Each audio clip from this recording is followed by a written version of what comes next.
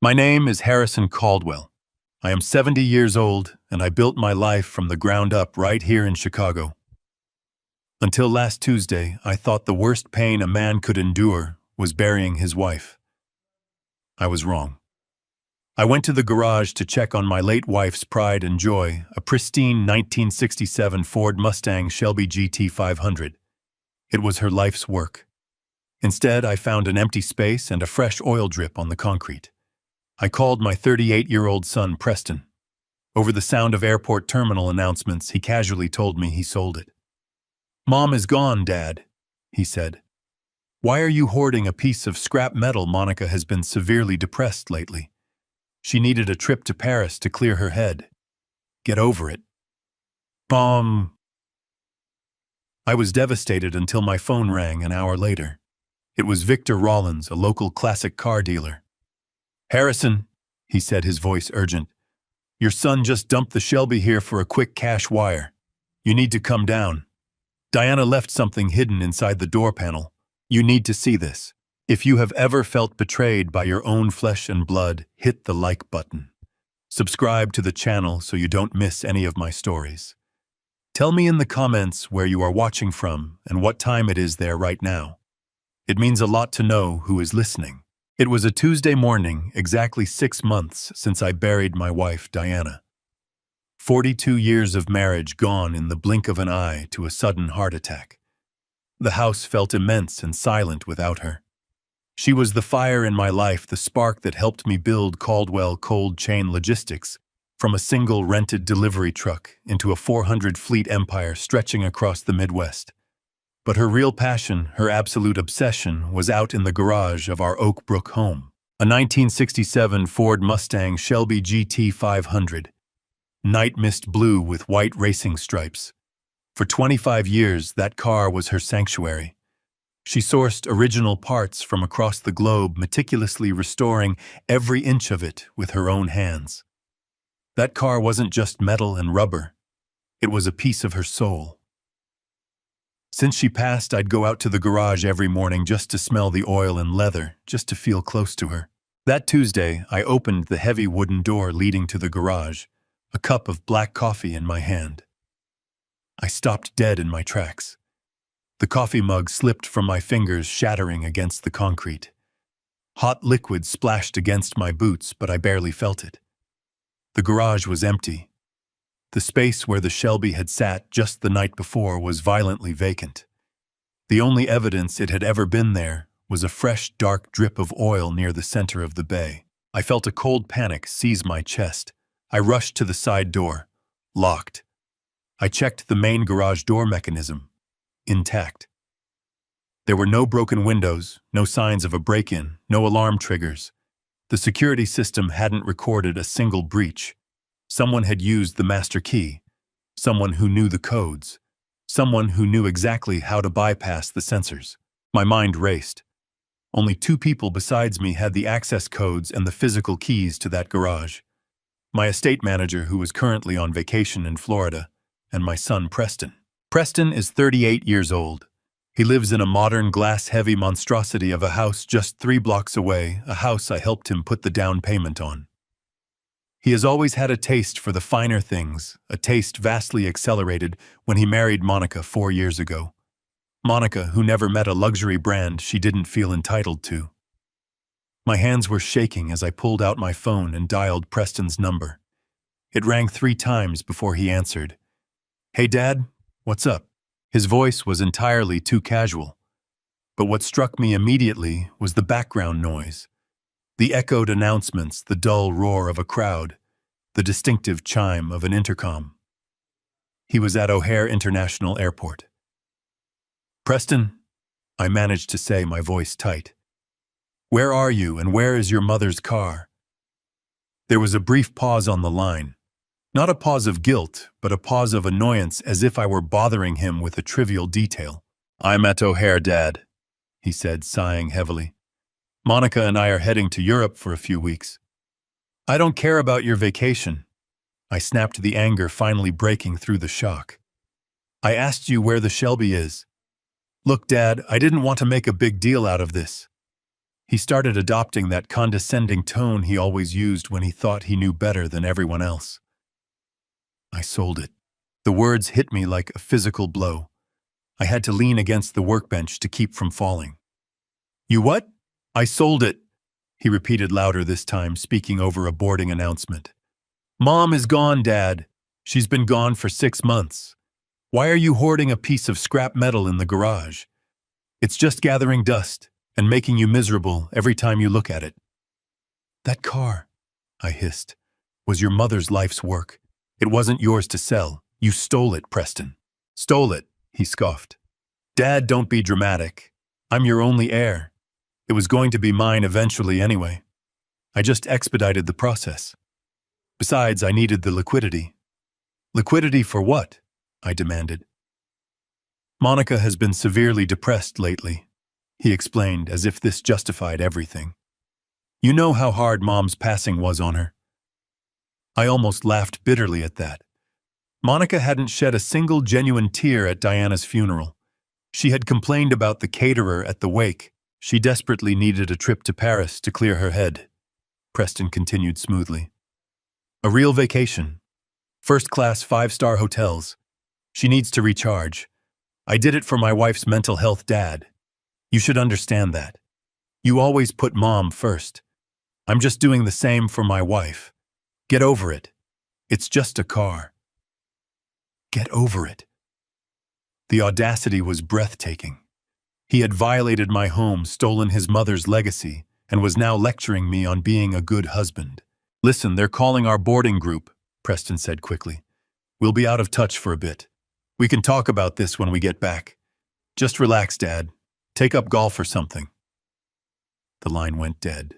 I stood in the empty garage, the silence ringing in my ears. He actually believed his own lie. He expected me to accept that he had stolen a priceless classic car just to fund a luxury European vacation for his spoiled wife. He thought I was just a senile old widower who would eventually roll over and forgive him because he was my blood. But as the initial shock faded, a cold, hard logic began to take its place.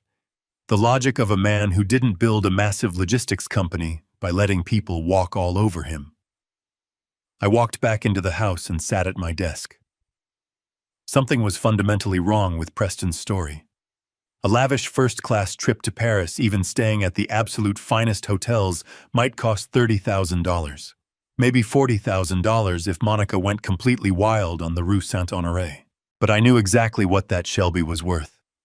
Diana and I had it appraised for insurance purposes just a year ago.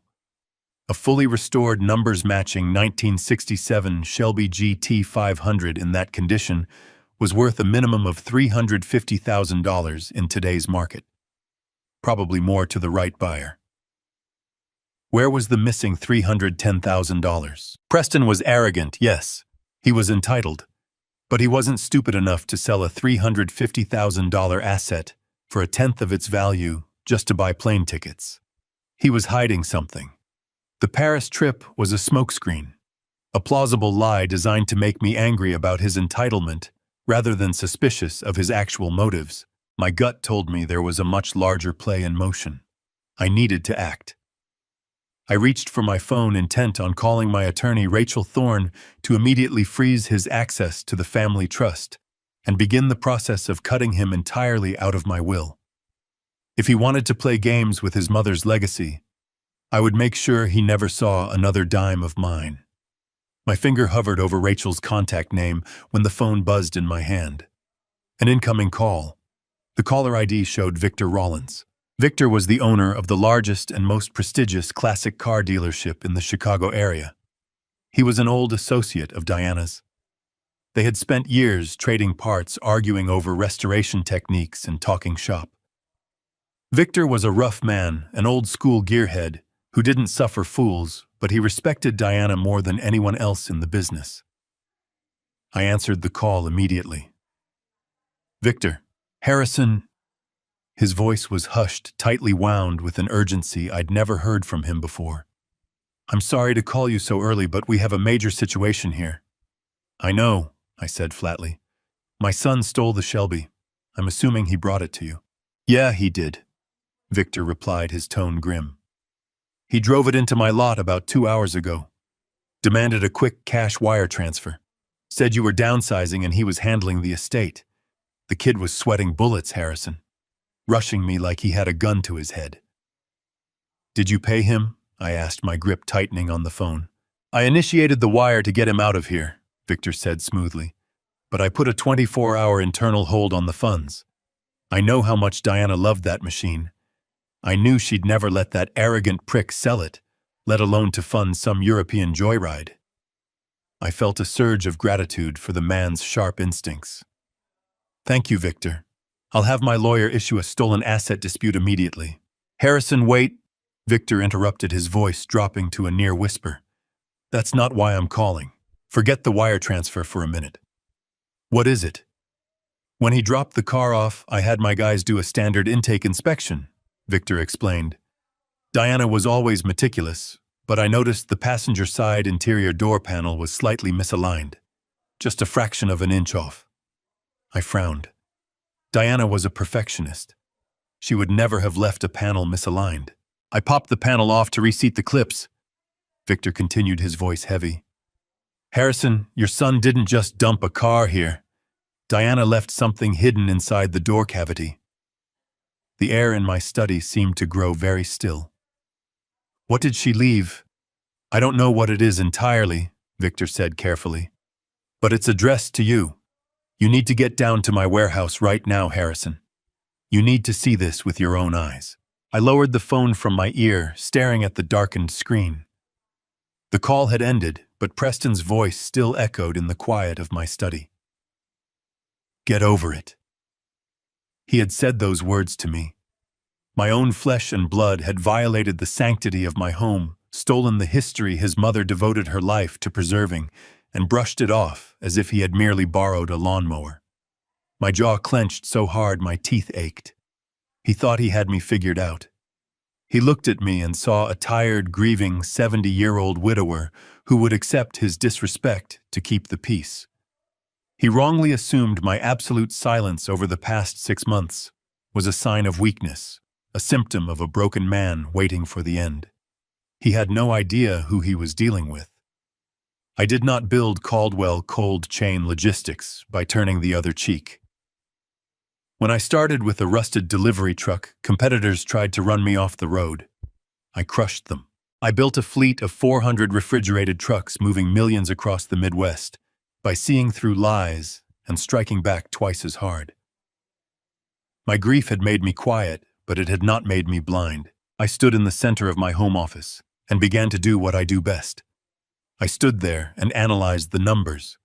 Preston was arrogant, entitled, and entirely too reliant on the trust fund I had established for him, but he was not illiterate. He claimed he sold Diana's Shelby to fund a vacation for Monica.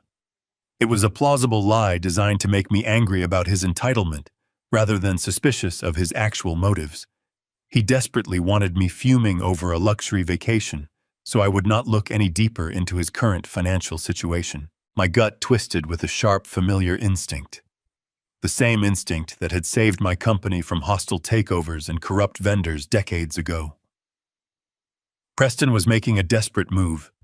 He needed cash immediately. He was hiding a financial crisis or funding something sinister. I walked to my desk and picked up my phone.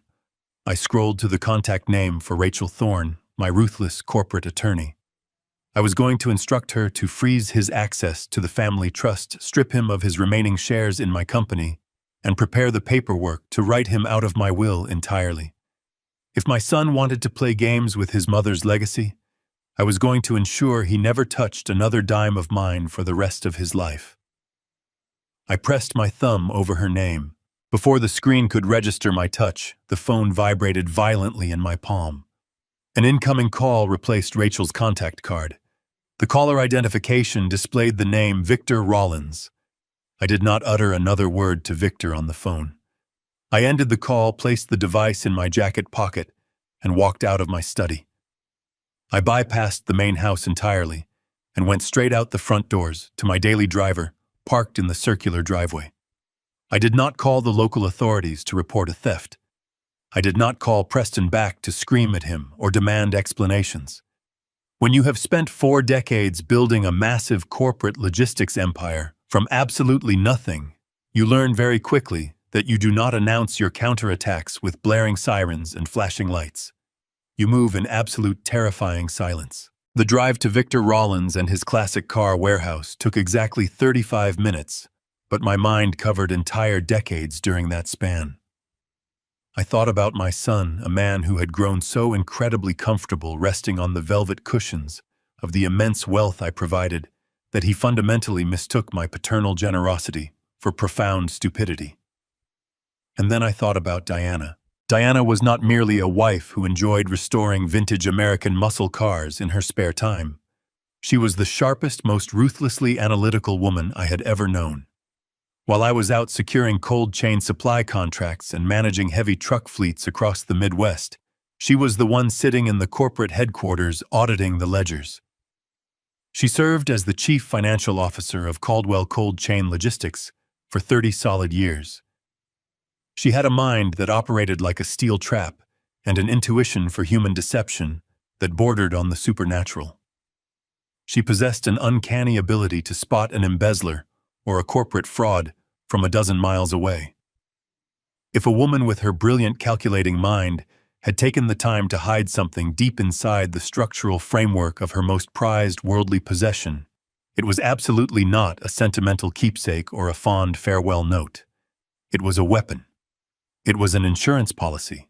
I pulled my truck up to the heavy security gates of Victor Rollins and his private storage facility. The building was an imposing, unmarked concrete structure situated on the industrial edge of the city, surrounded by heavy chain-link fencing and high-definition security cameras. The massive steel gate rolled open the moment my front bumper approached the sensor.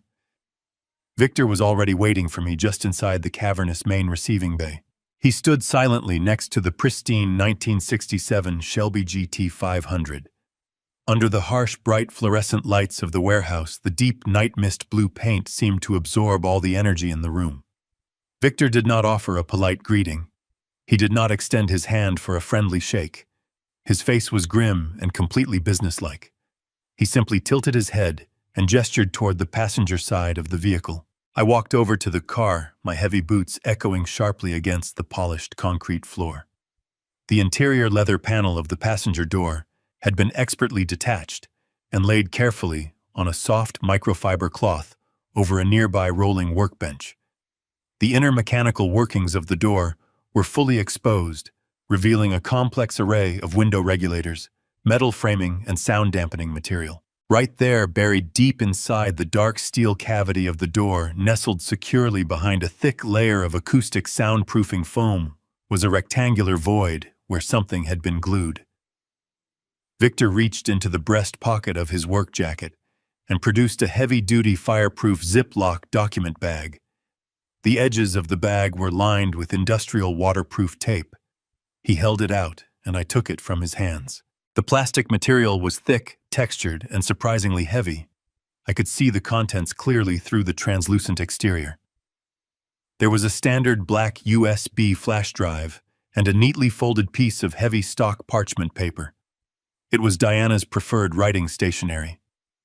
My hands, which had remained perfectly steady while staring down hostile labor union negotiations and vicious corporate raiders, began to tremble uncontrollably. I picked up a small utility knife from Victor's workbench, carefully sliced through the reinforced waterproof tape, and pulled out the folded parchment.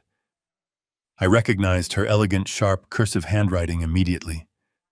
The date penned at the very top right corner of the page caught the breath in my throat. It was dated exactly 14 days before the massive coronary episode that suddenly took her from me. She had sat down and written this letter a mere 2 weeks before she died. I slowly unfolded the heavy paper. The black ink was dark, deliberate, and pressed firmly into the page. "Harrison," the letter began. "If you are reading this, it means I am gone, and it means our son took the bait." I felt a freezing chill radiate from the base of my spine, spreading outward to my fingertips. I forced my eyes to continue reading the steady, meticulous cursive. "You always wanted to believe the best about Preston. You always wanted to believe that his towering arrogance was just a temporary phase, that Monica's endless greed was just youthful ignorance that she would eventually outgrow. But I have spent my entire professional life tracking liabilities, and our son is the greatest liability this family has ever produced. I intentionally left a pre-signed blank title to this car, hidden securely in the bottom of the glove box. I knew that the exact moment I was out of the picture, Preston would start desperately looking for liquid assets to feed Monica's insatiable appetite for luxury. I wanted to test his fundamental greed. I wanted to see if he would respect my legacy and preserve the things I loved, or if he would sell me out for quick, untraceable cash. If this letter is in your hands right now, you have your definitive answer. I stopped reading for a moment, my chest heaving. My wife had orchestrated a posthumous loyalty test from beyond the grave, and the son I had raised, the boy I had funded and protected, had failed it in the most spectacular and offensive way imaginable. He did not hesitate. He did not mourn. He simply saw his mother's death as an opportunity to cash in a blank check. The letter did not end there. I swallowed the hard lump in my throat and moved my eyes to the final paragraph on the page. But this is not just about a stolen car, Harrison. Preston is not simply acting like a spoiled, entitled child throwing a tantrum. He is actively funding a betrayal that will systematically destroy everything we spent our lives building together. The black USB drive inside this bag contains everything I have been secretly investigating for the last 6 consecutive months. I did not want to bring this to you until I had irrefutable proof, but my health has been failing and I fear I may run out of time. Plug it into a secure computer. Look at the data I have compiled. Look at the banking routes. Do not let your fatherly heart blind you to the cold, hard math. Burn the rot out of our house, Harrison. Do what absolutely must be done. I slowly folded the heavy parchment paper back along its original creases and slipped it into the inside pocket of my jacket. I reached back into the fireproof bag and pulled out the small black flash drive. It rested weightless in the palm of my hand, yet it felt heavier than a block of solid lead. Diana had spent her final months on Earth, protecting me, hunting down a threat I had been completely blind to.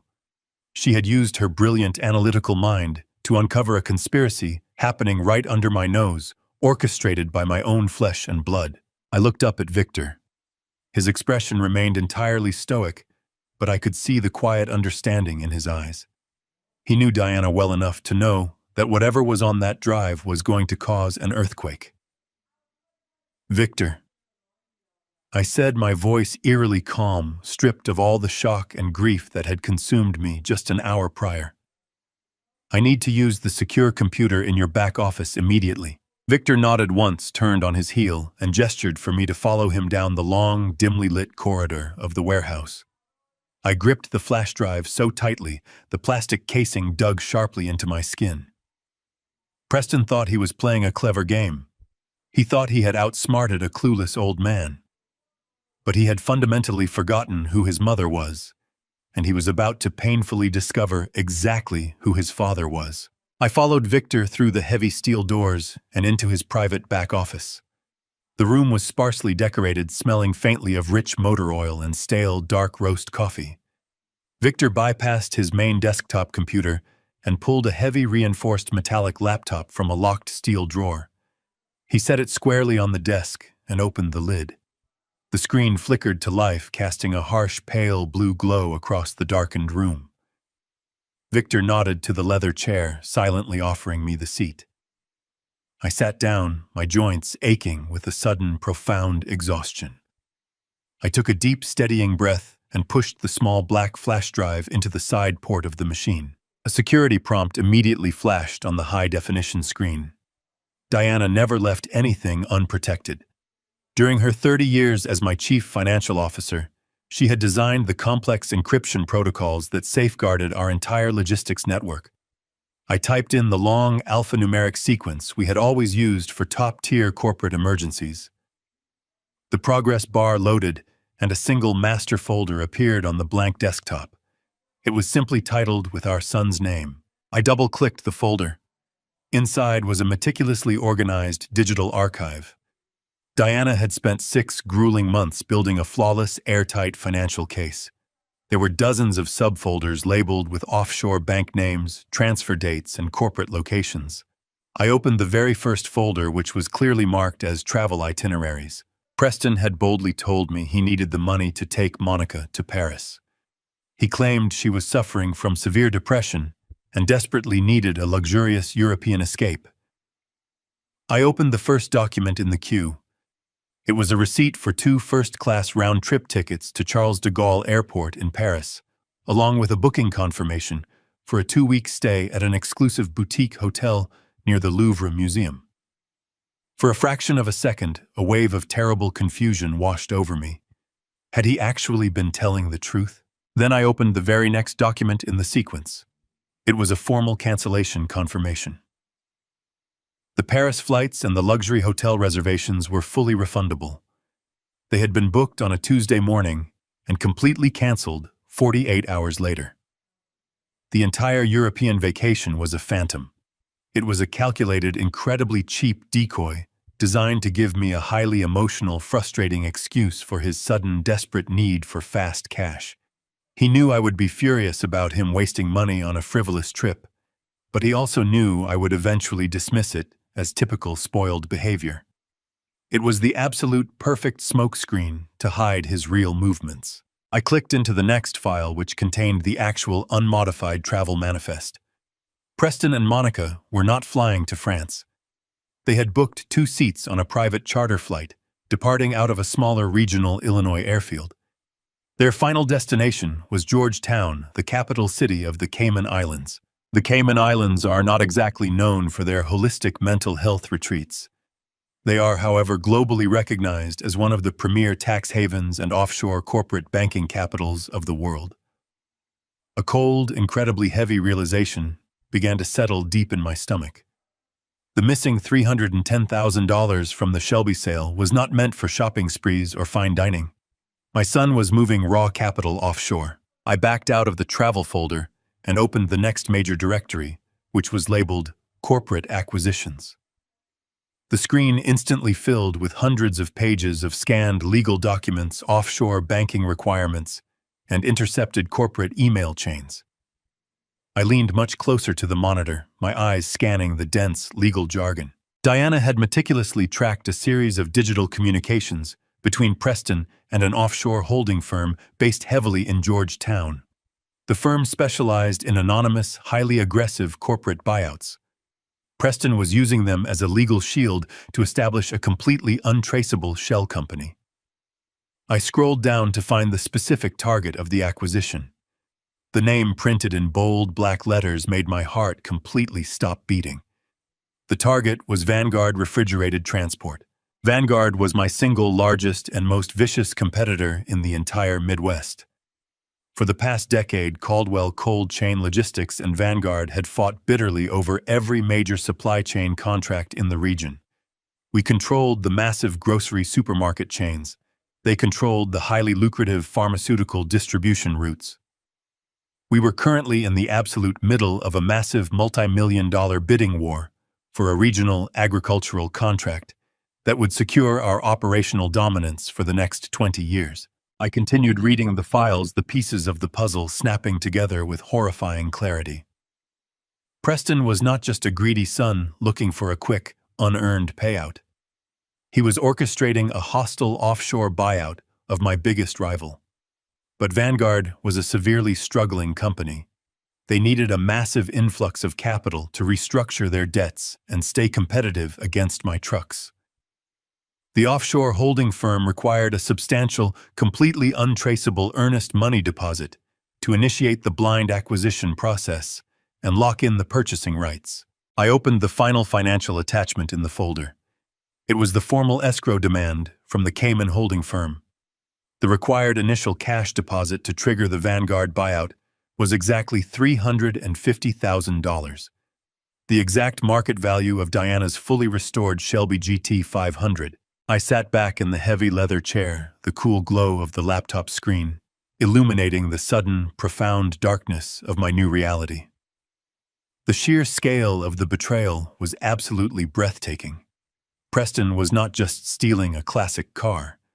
He was actively plotting to steal my entire life's work. As a trusted executive within my family business, Preston had unrestricted daily access to our most sensitive corporate data. He knew our exact operating profit margins. He knew the exact maintenance and fuel costs of our massive refrigerated fleets. He knew the specific pricing algorithms we used to bid on supply chain contracts. He knew every single operational weakness and strategic strength of Caldwell Cold Chain Logistics. His plan was brilliantly, sickeningly simple. He would use the cash stolen from his dead mother to anonymously purchase our struggling rival through a Caribbean shell company. Then, operating entirely from the shadows, he would use his insider knowledge of my company's pricing structures to systematically undercut every single one of my active corporate bids. He would bleed my empire completely dry, transferring all of my hard-earned regional contracts directly over to Vanguard. He would bankrupt his own father, watching me slowly lose the company I built from nothing, all while he secretly reaped the massive untaxed profits from offshore. And he needed the quick cash from the Shelby to serve as the immediate down payment, because his personal funds were completely tied up in his wife's lavish, uncompromising lifestyle. He had literally stolen his mother's legacy to finance the ultimate assassination of his father's empire. I looked over at Victor. He was leaning quietly against the doorframe, his arms crossed tightly over his chest, watching my face carefully. He did not ask a single question about what I had just found. He simply waited in the silence for me to process the absolute devastation. For a long time, I did not speak a word. I simply stared at the illuminated screen. The grief that had weighed me down for the past 6 months, the heavy, suffocating sorrow of losing Diana, began to evaporate. It was burned away entirely by a rising, white-hot fury. Preston had looked me in the eye and told me to get over it. He had played on my grief. He had used Monica's supposed depression as a weapon against my sympathy. He had turned the memory of his mother into a stepping stone for his own corporate treason. He thought I was a tired, grieving old man who would simply sit in his empty garage and weep over a missing car. He thought my profound silence was a total surrender. I reached forward and safely ejected the flash drive.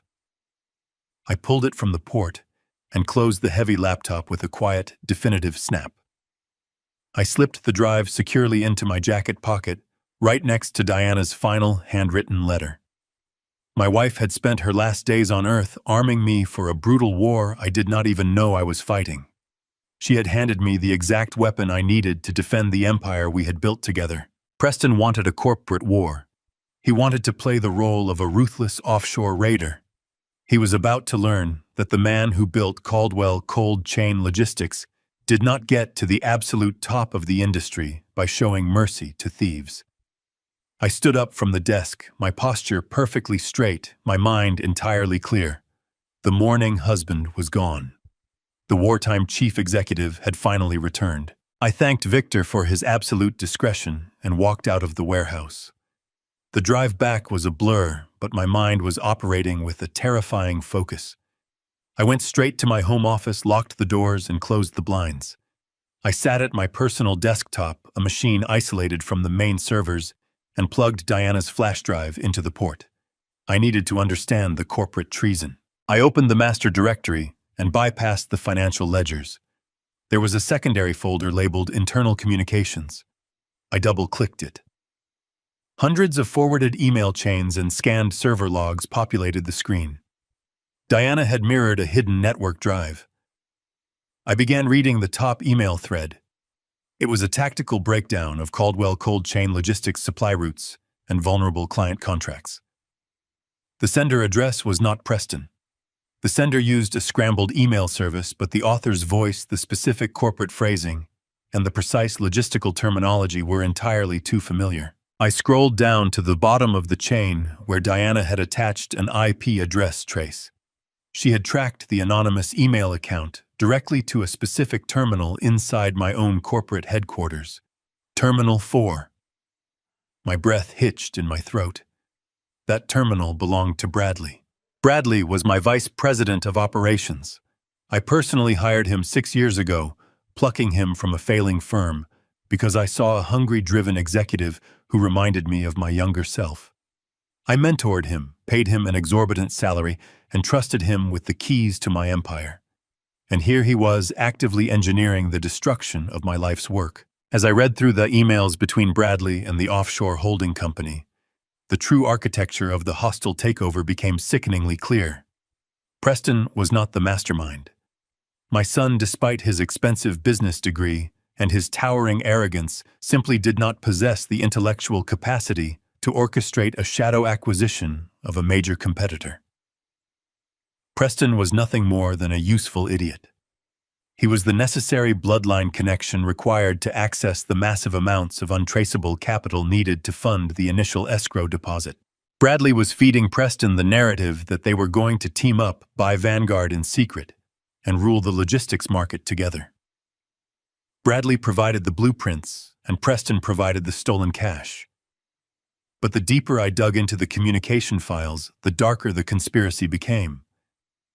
There was a third folder separated from the corporate data. Diana had simply labeled it with Monica's name. I clicked on the folder. My stomach turned to ice. The screen filled with photographs, hotel receipts, and hundreds of captured text messages. It was not corporate espionage. It was a digital diary of a 2-year-long, incredibly brazen affair. There were photos of Monica and Bradley sitting intimately at a high-end restaurant in Chicago, taken by a private investigator Diana must have hired. There were digital receipts for luxury hotel suites, booked under Bradley's name, coinciding perfectly with the weekends Preston was out of town. I opened the text message transcripts. Reading the conversations between my daughter-in-law and my vice president of operations made my skin crawl. They were not merely romantic messages. They were calculated, venomous exchanges dripping with contempt for my son. They laughed at his gullibility. They mocked his desperate need to impress Monica with luxury goods. They openly discussed how easy it was to manipulate his deep-seated insecurities and his overwhelming desire to finally step out of my shadow. Bradley was the one who planted the idea of the Vanguard buyout in Preston's head. Monica was the one who whispered in Preston's ear every single night, convincing him that I would never hand over the company, that I was a stubborn old man who would force him to wait decades for his rightful inheritance. She pushed him, prodded him, and manipulated his greed until he was entirely convinced that stealing from his own family was a brilliant, necessary business move. But the final, most devastating layer of the truth was detailed in a locked spreadsheet Bradley had shared exclusively with Monica. It was the post-acquisition financial model. Once the offshore shell company successfully purchased Vanguard, using the funds from the stolen Shelby, Bradley planned to systematically transfer all of Caldwell Cold Chain's premium client contracts over to the newly acquired company. He would bankrupt my empire. But the holding company was entirely structured to funnel the resulting profits into a private, untraceable account in the Cayman Islands, an account Preston had no legal access to. Bradley and Monica were planning to bleed my son dry. They were going to use his stolen money to buy the rival firm, use his insider access to destroy my company, and disappear, together with the offshore fortune. They planned to leave Preston standing in the ashes of a bankrupt empire facing inevitable federal investigations for corporate fraud and grand theft auto, completely alone and entirely to blame. My son was a fool. He was a greedy, arrogant, ungrateful fool who had stolen his mother's legacy to fund a luxury trip for a woman who despised him. But he was walking blindly into a slaughterhouse.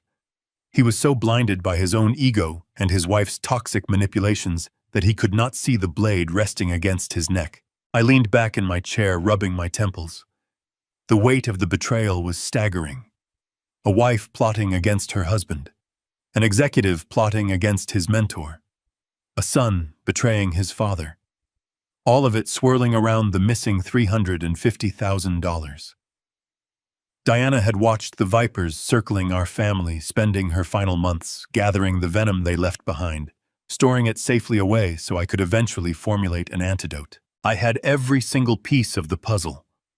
The offshore banking routes, the forged escrow, demands the undeniable proof of the affair and the exact coordinates of their treason.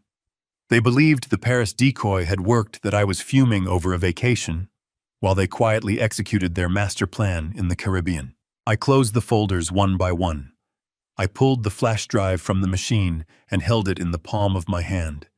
The anger within me had completely solidified. It was no longer a hot, chaotic rage. It was a cold, absolute certainty. Bradley wanted to play the role of the invisible corporate assassin.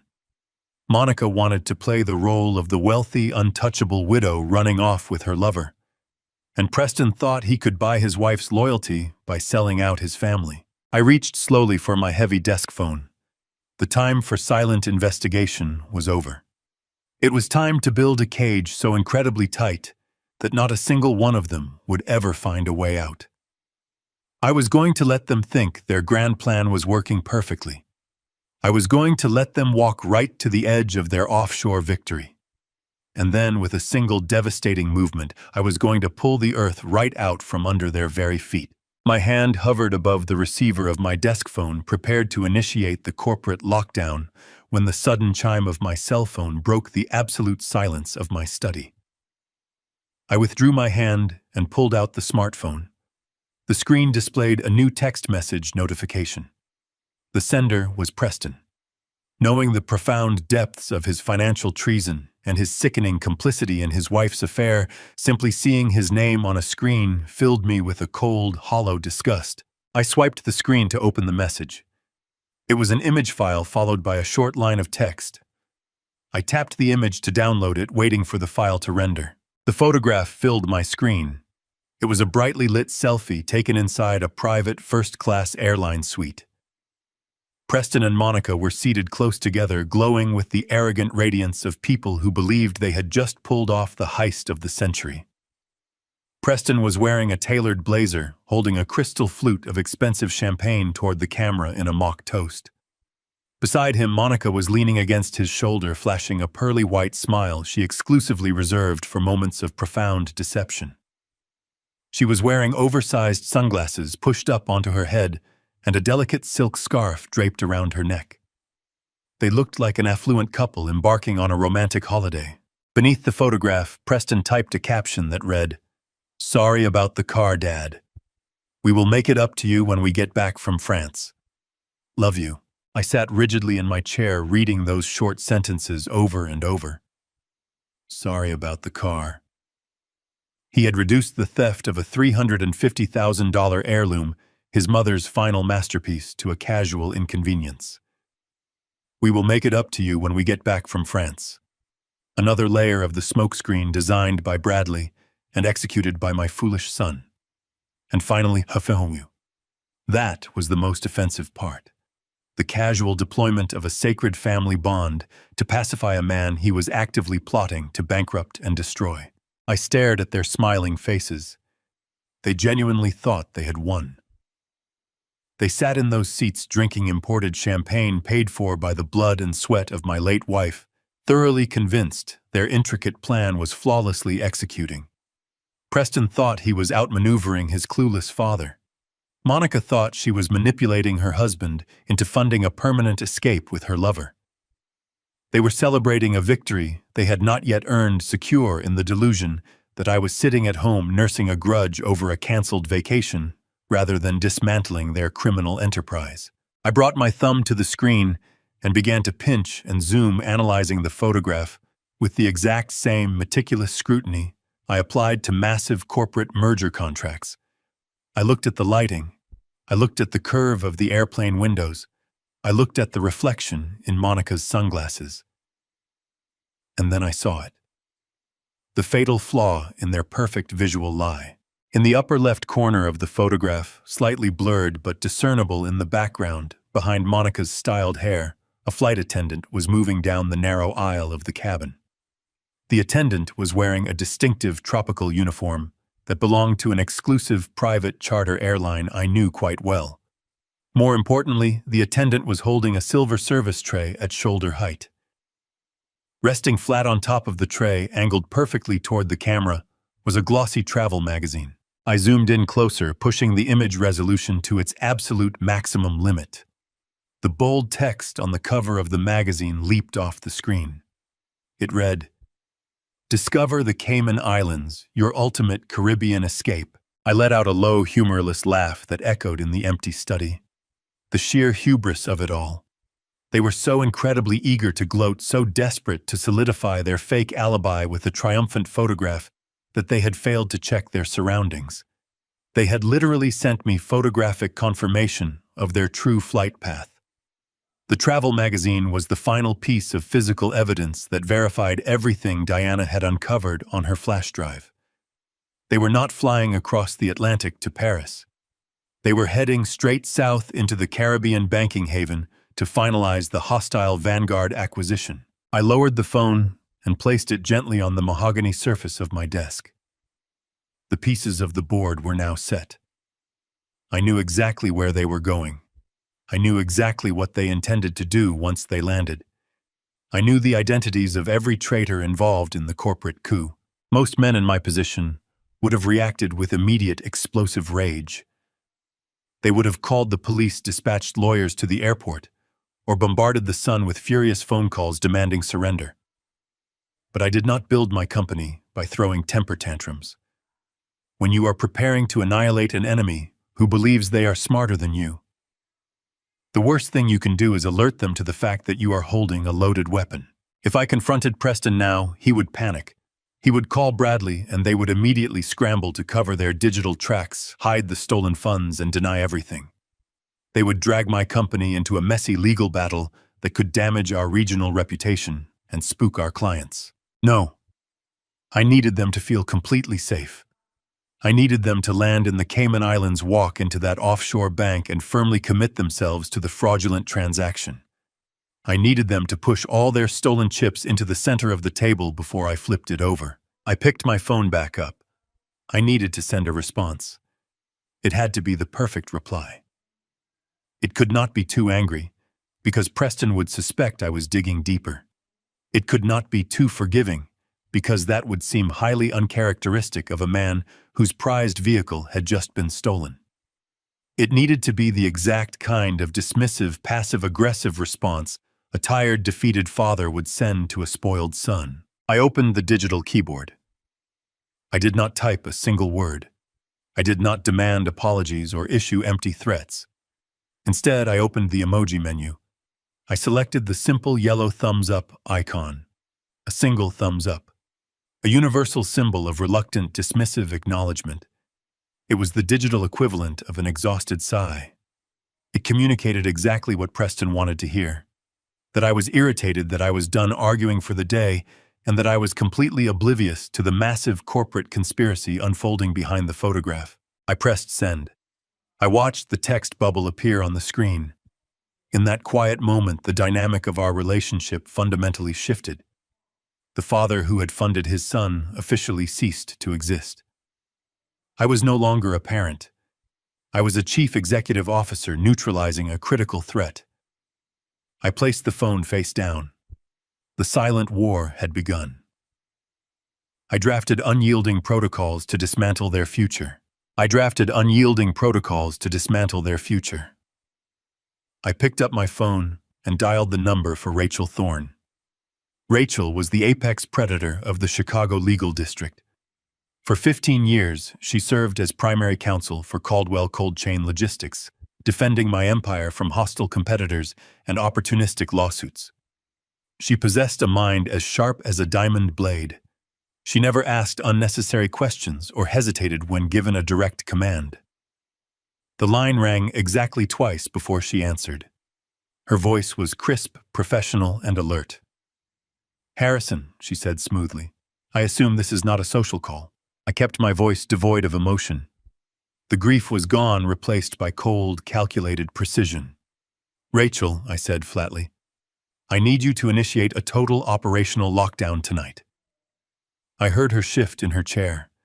She immediately recognized the tonal shift. The mourning widower she had dealt with for 6 months had vanished. The wartime executive had returned. "Tell me exactly what you need, Harrison," she replied.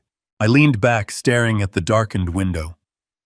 "First, I want you to freeze all of Preston and his wife's access to the family trust accounts. Every single one of them." She paused briefly. "That is a drastic maneuver, Harrison. If I freeze those trust accounts, their personal credit cards will decline instantly. Their automated mortgage payments will bounce. They will be locked out of their primary liquid assets before sunrise. I did not blink. That is precisely the objective, Rachel. Cut off their financial oxygen. Preston abused my generosity for the last time. I want them stranded with whatever loose cash they have in their pockets. Rachel typed rapidly on her keyboard. Consider the trust accounts locked, she confirmed.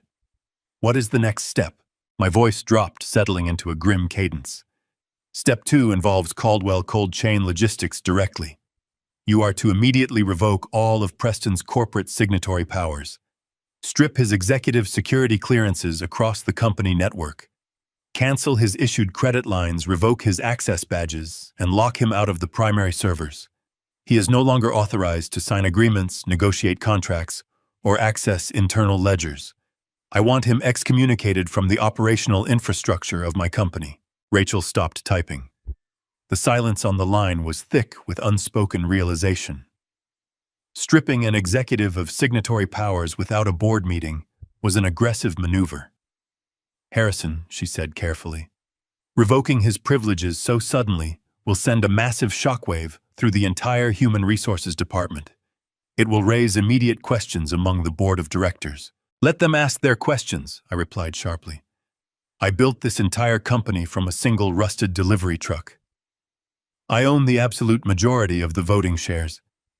Preston has engaged in actions that severely threaten the foundational stability of Caldwell Cold Chain Logistics. I will personally address the board when the time is right. For now, you execute the revocation protocol without hesitation. Understood, Rachel said softly. Her voice carried the distinct tone of a woman witnessing the beginning of a brutal corporate execution. The executive revocations will take effect within the hour. Is there a third directive? I closed my eyes for a brief moment, picturing the night mist blue paint of Diana's stolen Shelby GT500 sitting silently in Victor Rollins' storage warehouse. Yes, I said. There is one final matter, and it requires your most delicate touch. Preston stole Diana's classic car this morning. He transported the vehicle to a private dealership and attempted to liquidate the asset for $350,000. He demanded a rapid wire transfer to an offshore account in the Cayman Islands. I heard Rachel exhale a sharp, stunned breath. Harrison, that is Grand Theft Auto. I can have local law enforcement waiting for him at the airport the exact moment his plane touches down. We can have him arrested before he even reaches the baggage claim. No, I commanded firmly. Do not notify the local police. Do not file a standard police report. If we involve the local authorities, it becomes a messy public domestic dispute. Preston will simply hire an expensive defense attorney, drag the entire situation through the mud, and attempt to stall the legal process. I want a much cleaner, far more devastating approach. I leaned forward, resting my elbows heavily on the desk. Instead of calling the police, I want you to file a formal stolen asset dispute directly with the financial institution holding the title. Report the fraudulent wire transfer attempt through the federal banking channels. Victor Rollins has already placed a mandatory internal security hold on the pending funds. I want you to leverage that hold. Let the automated fraud systems of the international banking network do the heavy lifting for us. Rachel let out a low, appreciative hum. I see your strategy, she noted. If we report the unauthorized sale and the offshore wire attempt through federal banking fraud channels, we trigger an automatic international anti-money laundering protocol. The banks will independently freeze the offshore destination accounts. They will flag Preston and Monica as high-risk financial criminals. It elevates the crime from a simple local theft to an international banking crisis. Exactly. I confirmed, a cold satisfaction settling over my words. I do not want Preston sitting comfortably in a local jail cell, waiting for a bail hearing. I want him stranded in the Cayman Islands, completely locked out of his trust funds, stripped of his corporate identity, and permanently flagged by the international banking system. When he walks into that offshore bank tomorrow morning to check on his stolen money, I want him to face a wall of federal fraud alerts. I want him to experience the exact terrifying moment when he realizes he has absolutely nothing left. I will draft the fraud dispute immediately, Rachel assured me. Her tone was no longer cautious. It was energized, ready for the battle ahead. The asset freeze, the executive revocation, and the banking alerts will all be fully active before dawn. They will not see any of this coming. That is the entire point, Rachel. I kept my gaze fixed on the digital clock resting on the corner of my desk. They think they have outsmarted a grieving widower. They think they are flying toward a luxurious stolen future. Make sure the financial cage is completely locked before they even step off that airplane. I ended the phone call and placed the device down. The study was perfectly silent. I walked over to the large bay window and looked out over the sprawling grounds of my estate. The moon cast long, pale shadows across the manicured lawns. The wheels of justice I had just set into motion were entirely silent, utterly ruthless, and absolutely unstoppable. Preston and Monica had built their entire scheme on the assumption that I would blindly accept their lies to maintain the illusion of a happy family. They had mistaken my paternal patience for weakness. They had mistaken my grief for incompetence. They had vastly underestimated the man who built Caldwell Cold Chain Logistics. The storm was coming, and I was going to watch it wash them away. The following morning arrived with a pale gray light that washed over the massive facade of Caldwell Cold Chain Logistics headquarters. I drove into the private executive parking garage exactly at 7, maintaining my daily routine, as if my entire world had not just shifted. Walking through the polished lobby, I politely nodded to the 3 security guards. I kept my posture slightly stooped, allowing my shoulders to sag enough to project the image of a deeply tired, sorrowful old man. I rode the private elevator up to the top floor, stepping out into the hushed corridor of the executive suite. My assistant greeted me with a deeply sympathetic smile. I offered a weak, trembling nod in return, playing the part of the shattered widower to absolute perfection. I walked into my sprawling corner office, closed the heavy door, and sat down at my desk. I did not turn on the main overhead lights, leaving the room bathed in dark, dim shadows. I picked up my desk phone and pressed the intercom, instructing my assistant to send Bradley in immediately. I waited in the dark. Bradley did not take long. 5 minutes later, my vice president of operations stepped confidently into the room. Bradley was a tall man in his early 40s, sporting a tailored suit and an aggressively ambitious smile. He possessed the sleek charm of a corporate predator, the exact kind of man who would sleep with his boss's daughter-in-law and plot the destruction of his mentor without losing a second of sleep. He walked across the carpet and stopped in front of my desk, his face instantly twisting into a mask of deep concern. He looked at the unlit room and then down at me, shaking his head with a perfectly rehearsed display of false pity. "Harrison," he said softly, his voice dripping with synthetic empathy. "You look completely exhausted. You really should be at home resting. The company can run itself perfectly for a few days." I slowly raised my hands and rubbed my eyes, letting out a ragged sigh. I forced my voice to sound raspy and hollow. "I am tired, Bradley," I replied, staring blankly at my desk. "Losing Diana has taken a toll on me that I simply cannot calculate. The quiet in that house is absolutely deafening." Bradley nodded solemnly, placing his hands in his pockets. "I know, Harrison. We are worried about you. You need to take a step back and let us carry the heavy lifting. That is why you hired me." I slowly lifted my head and looked directly into the eyes of the man trying to bankrupt me.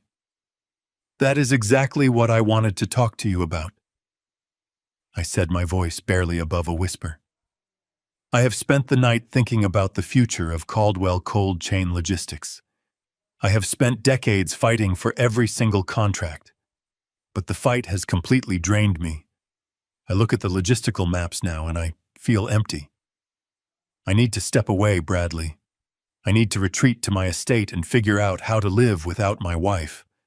I watched a sudden spark of raw greed flash behind Bradley's eyes before he quickly buried it under another layer of fake concern. "Harrison, you cannot just walk away," he countered smoothly. "This company is your entire legacy." I shook my head slowly, leaning back in my chair. "A legacy is meaningless if you are too broken to sustain it," I replied. I am simply transferring the immediate operational burden. Bradley, you have been my vice president of operations for 6 years. You know our supply routes, you know our fleet maintenance protocols, and you know our major corporate accounts. I need someone I can trust to take the helm while I step into the shadows. Bradley stood perfectly still, trying desperately to conceal the massive surging triumph he must have been feeling in his chest. He thought I was handing him the keys to the castle. He thought his toxic manipulation and secret corporate sabotage had somehow miraculously aligned with my sudden grief. Harrison. I would be absolutely honored to step up, he said, his voice trembling with genuine excitement, disguised as humble duty. Whatever you need me to handle, I will manage it flawlessly. I reached into my desk drawer and pulled out a thick stack of formal corporate transfer documents I had prepared the previous night.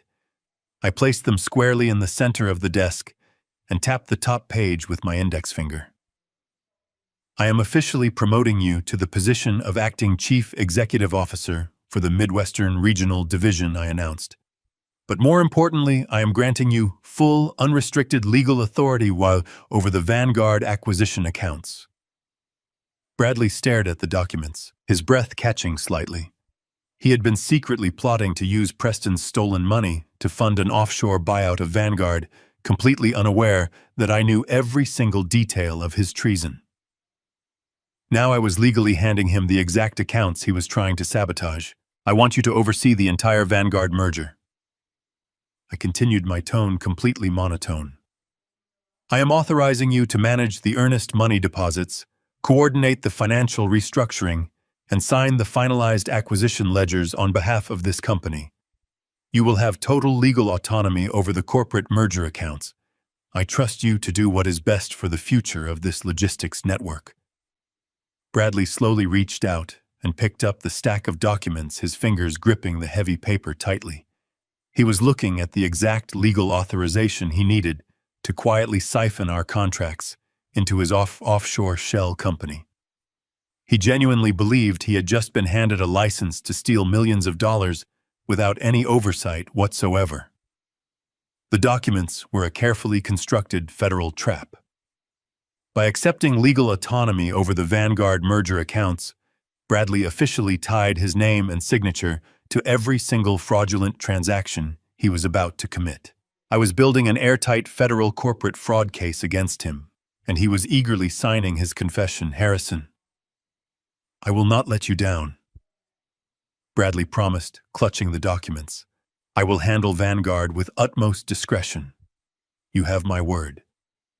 I just offered a weak, tired smile. I know you will, Bradley. Just make sure the banking deposits are completed smoothly. Make the transition entirely seamless. Bradley nodded emphatically, turned, and practically floated out of my office. He closed the heavy oak door, leaving me alone in the dim shadows. The moment the door shut, my weak expression instantly vanished. My posture straightened, the cold clarity returning to my eyes. Bradley was rushing back to his terminal to finalize the hostile offshore buyout, entirely convinced he was a corporate genius. He was initiating the massive financial transfers using Preston's stolen money, entirely unaware that Rachel Thorne had already flagged those specific offshore accounts with international banking fraud alerts. I sat perfectly still in the quiet office, a dark satisfaction settling into my bones. Bradley wanted to steal my empire, but all he had really done was accept the rope I just handed him. The federal authorities were going to have a flawless, fully documented paper trail leading directly back to his office. The parasite was finally going to hang himself, and I was going to watch it happen without lifting a finger. 48 hours passed since Bradley walked out holding the federal corporate fraud snare I hand-delivered to him. During those 2 days, I maintained my carefully constructed facade of a broken, grieving widower. I sat in my darkened suite, sipping coffee and watching the digital tracking software Rachel Thorne installed on our mainframe. I watched with profound satisfaction as Bradley frantically logged into the Vanguard accounts, attempting to initiate the offshore wire transfers. He worked late into the night, pushing stolen capital through corporate channels, unaware that every keystroke was recorded. Time-stamped, and forwarded directly to the Financial Crimes Division. The trap had been set, the bait taken, and the jaws were closing around my enemies. I did not have to lift a finger. I simply sat at my desk, watched the digital logs multiply, and waited for the explosion to shatter their pristine delusions of victory. The explosion arrived precisely at 9 o'clock on a Thursday morning. I was sitting in the quiet comfort of my home study, staring out at the manicured lawns of my estate, when my personal cell phone began to vibrate across the heavy wooden desk. I glanced down at the bright screen. The caller identification displayed my son's name, accompanied by an international routing prefix. I let the phone ring 3 times, allowing the tension on the other end of the line to build to an agonizing peak. I took a deep, steadying breath, cleared the cold, calculating edge from my throat, and practiced my warmest, most oblivious fatherly tone. I picked up the device and pressed the answer button. "Preston," I said, my voice thick with feigned gentle surprise. "I thought you and Monica were supposed to be completely unplugged on your romantic getaway. I am surprised you are calling your old man so early in the morning." Dad, Preston gasped.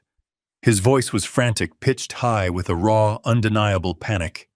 He was breathing heavily, the sound of his ragged inhalations clearly audible over the receiver. In the background, I could hear the faint ambient noises of a bustling luxury resort. I heard the gentle clinking of crystal glasses, the soft murmur of wealthy tourists, and the rhythmic, unmistakable sound of tropical steel drums drifting through a hotel lobby. "Dad, something is incredibly wrong.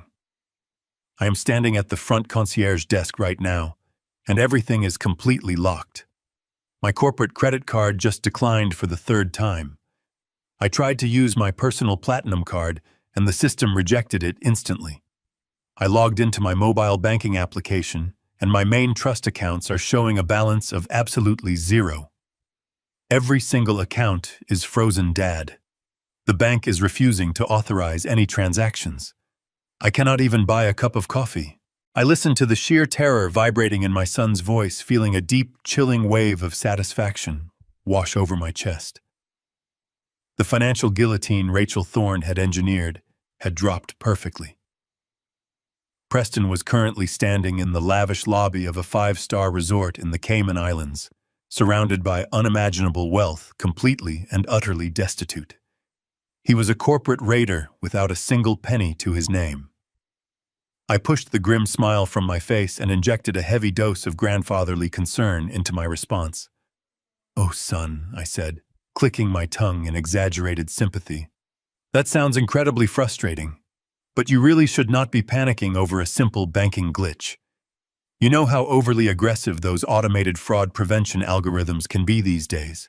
It is just a standard security protocol kicking in." "A security protocol," Preston practically screamed into the phone. "Dad, they have locked everything. The concierge is looking at me like I am some kind of vagrant. They are threatening to call the local authorities if I do not provide a valid form of payment for the suite. You have to call the Wealth Management Division immediately. You have to tell them to lift the security hold on my accounts right now." I let out a long, slow sigh, perfectly mimicking the sound of an elderly man confused by modern technology. "Well, Preston, you really only have yourself to blame for this minor inconvenience," I said gently. "The bank's security system is designed to detect highly unusual, out-of-character spending patterns. You live in Chicago, and suddenly massive charges are attempting to process from an international location. Of course, the fraud department froze the accounts. They are just trying to protect your assets from foreign thieves, but I am the one spending the money." Preston pleaded, his voice cracking with desperation. "I am the account holder. Tell them I am traveling. Tell them I am on my vacation." I chuckled softly, a warm, completely oblivious sound. "I am sure they will understand once we explain it to them, son. I will simply call the customer service line and inform the fraud department that you are exactly where you said you would be. I will tell them you and Monica are safely enjoying your romantic trip in Paris, France. I will assure the bank that any charges originating from the European Union are entirely legitimate and authorized by you." The silence that instantly swallowed the other end of the phone line was absolutely magnificent. It was the heavy, suffocating silence of a man realizing he had just stepped squarely onto a hidden landmine. Preston could not correct me. He could not scream that he was actually standing in a bank lobby in the Cayman Islands attempting to initiate a hostile corporate takeover. If he admitted his true geographic location, he would completely obliterate the Paris smokescreen he had so carefully constructed. He would instantly confess to lying about the vacation, the stolen car money, and the true purpose of his trip. He was entirely trapped within the walls of his own deceit. He had to accept the Paris narrative, or confess to the corporate treason. "Dad," he finally whispered, his voice trembling with a terrifying, dawning realization. "Please." I did not give him the opportunity to formulate another desperate lie. I kept my voice incredibly light and cheerful, delivering the final, crushing psychological blow with surgical precision. "Do not worry about a single thing, Preston," I said warmly. "The bank is always difficult to reach on a Thursday morning anyway. I am actually heading out the door right now for a long, quiet weekend fishing trip up at the northern lake. Cell phone reception is terrible up there, so I probably will not have any signal for a few days. I will call the bank for you first thing on Monday morning when I return to the office. Just relax, enjoy the beautiful French architecture, and eat some delicious croissants for me. Tell Monica I send my love." Before he could utter another sound, I pressed the red button and ended the call. I placed the phone gently down on my desk and leaned back in my chair. The game was over. I closed my eyes and smiled, savoring the absolute silence of the room. My trap was now perfectly set. They were stranded, exposed, and utterly alone. I remained seated at my mahogany desk for a long time after ending the call with my son. The silence in my study was absolute, a stark contrast to the frantic desperation that was currently unfolding thousands of miles away in a sunlit Caribbean lobby. I knew exactly what Preston was going to do next. When a man believes he is drowning, he grasps at the nearest floating debris, no matter how fragile. His corporate identity was erased. His personal wealth was frozen. The intricate web of deceit he had spun with Bradley and Monica was unraveling at an astonishing speed. In Preston's panicked mind, there was only one remaining lifeline. He needed the earnest money for the Vanguard acquisition. He needed the $350,000 he thought he had successfully extracted from his mother's legacy. He needed Victor Rollins. I did not have to wait long for confirmation. Exactly 14 minutes after I hung up the phone, it rang again. The caller identification displayed Victor's private garage line. I answered immediately. Harrison Victor said, his rough voice carrying a distinct edge of grim amusement. "You called it perfectly. The kid just phoned the shop. He was absolutely losing his mind." I leaned forward, resting my forearms on the cool surface of my desk. "Walk me through it, Victor. Leave nothing out." Victor cleared his throat. He called my direct line, bypassing the receptionist entirely. He was shouting so loudly I had to hold the receiver away from my ear. He completely dropped that slick, arrogant businessman routine he tried to pull on me yesterday. He was begging. He demanded I manually override the 24-hour internal security hold on the wire transfer. He told me it was a matter of life and death, a critical business emergency that could not wait another minute. He practically ordered me to push the $350,000 through to his offshore account immediately. "And how exactly did you respond?" I asked, feeling a cold satisfaction blooming in my chest. "I gave him the exact dose of reality you requested," Victor replied smoothly. "I told him to lower his voice and listen to me very carefully. I informed him that I could not push the wire transfer through even if I wanted to, because the funds were no longer under my control." I let that hang in the air for a second, Victor continued, and I could hear the kid hyperventilating on the other end. Then I delivered the killing blow. I told Preston that early this morning the State of Illinois Department of Motor Vehicles officially flagged the title of the 1967 Ford Mustang Shelby GT 500 as a stolen asset.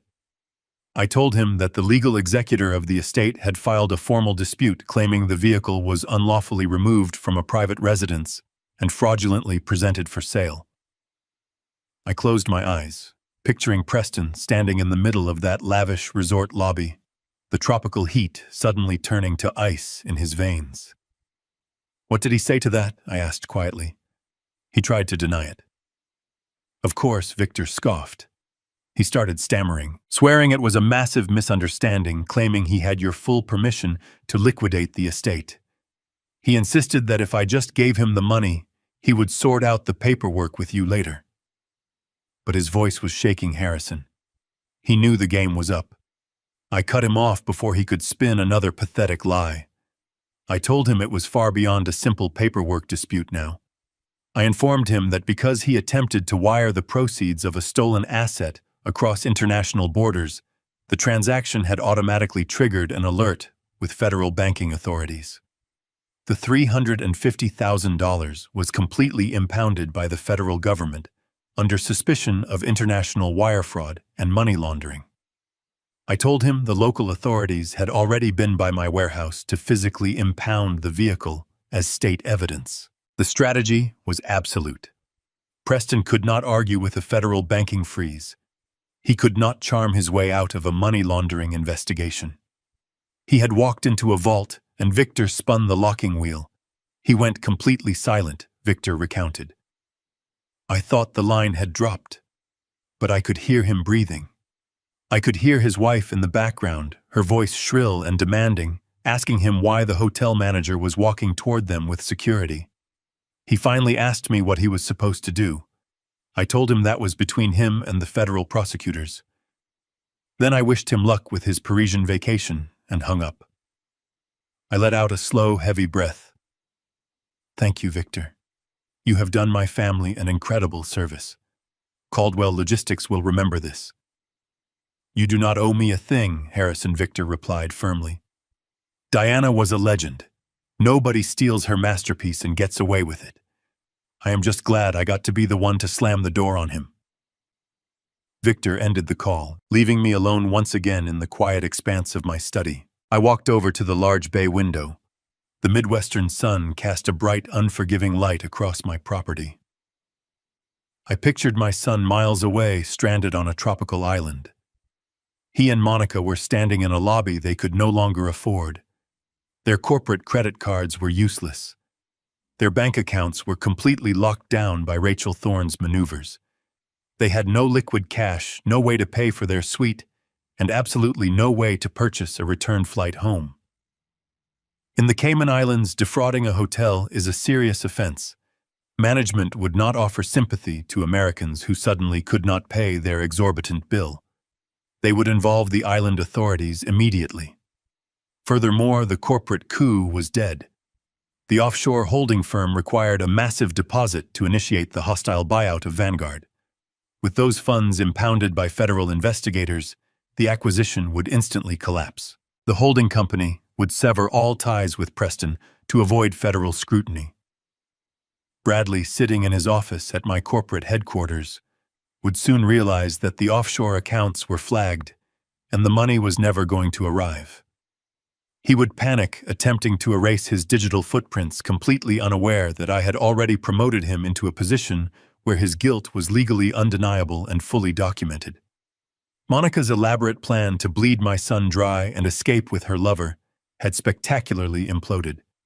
She was now marooned on an island with a man she secretly despised, a man who was rapidly becoming the primary target of a massive federal fraud investigation. She had pushed Preston into stealing his mother's car to fund her ultimate betrayal, and in doing so she had locked herself in the exact same inescapable cage. They were entirely isolated, stripped of their power, their wealth, and their arrogant illusions. The financial empire they had sought to conquer had instead risen up and completely crushed them. I turned away from the window and walked back to my desk. I had successfully defended the legacy Diana and I had sacrificed everything to build. The silent war was over, and the victory was absolute. The silent war was over, and the victory was absolute. But a victory engineered in the shadows eventually demands a confrontation in the light. For 48 hours, I sat in the quiet comfort of my study, drinking dark roast coffee and watching the digital tracking software monitor their spectacular collapse. The Cayman Islands are an extraordinarily beautiful place to visit when you have the financial backing of a massive corporate empire. They are an unforgiving, hostile mafias, and your accounts are frozen, your credit cards are declined, and you are actively flagged by the federal banking system for international wire fraud. I knew exactly what they were forced to endure. They were evicted from their luxury oceanfront suite. They were unable to access the funds they had stolen from Diana's beloved Shelby. They were entirely stranded, stripped of their power and their arrogant delusions. In the end, Preston had to swallow his towering ego and place a humiliating, desperate phone call to Monica's distant relatives. He had to beg for a rescue. Those relatives who had always viewed Preston as a limitless fountain of cash were forced to purchase 2 emergency tickets on a heavily discounted budget airline just to get them back to Chicago.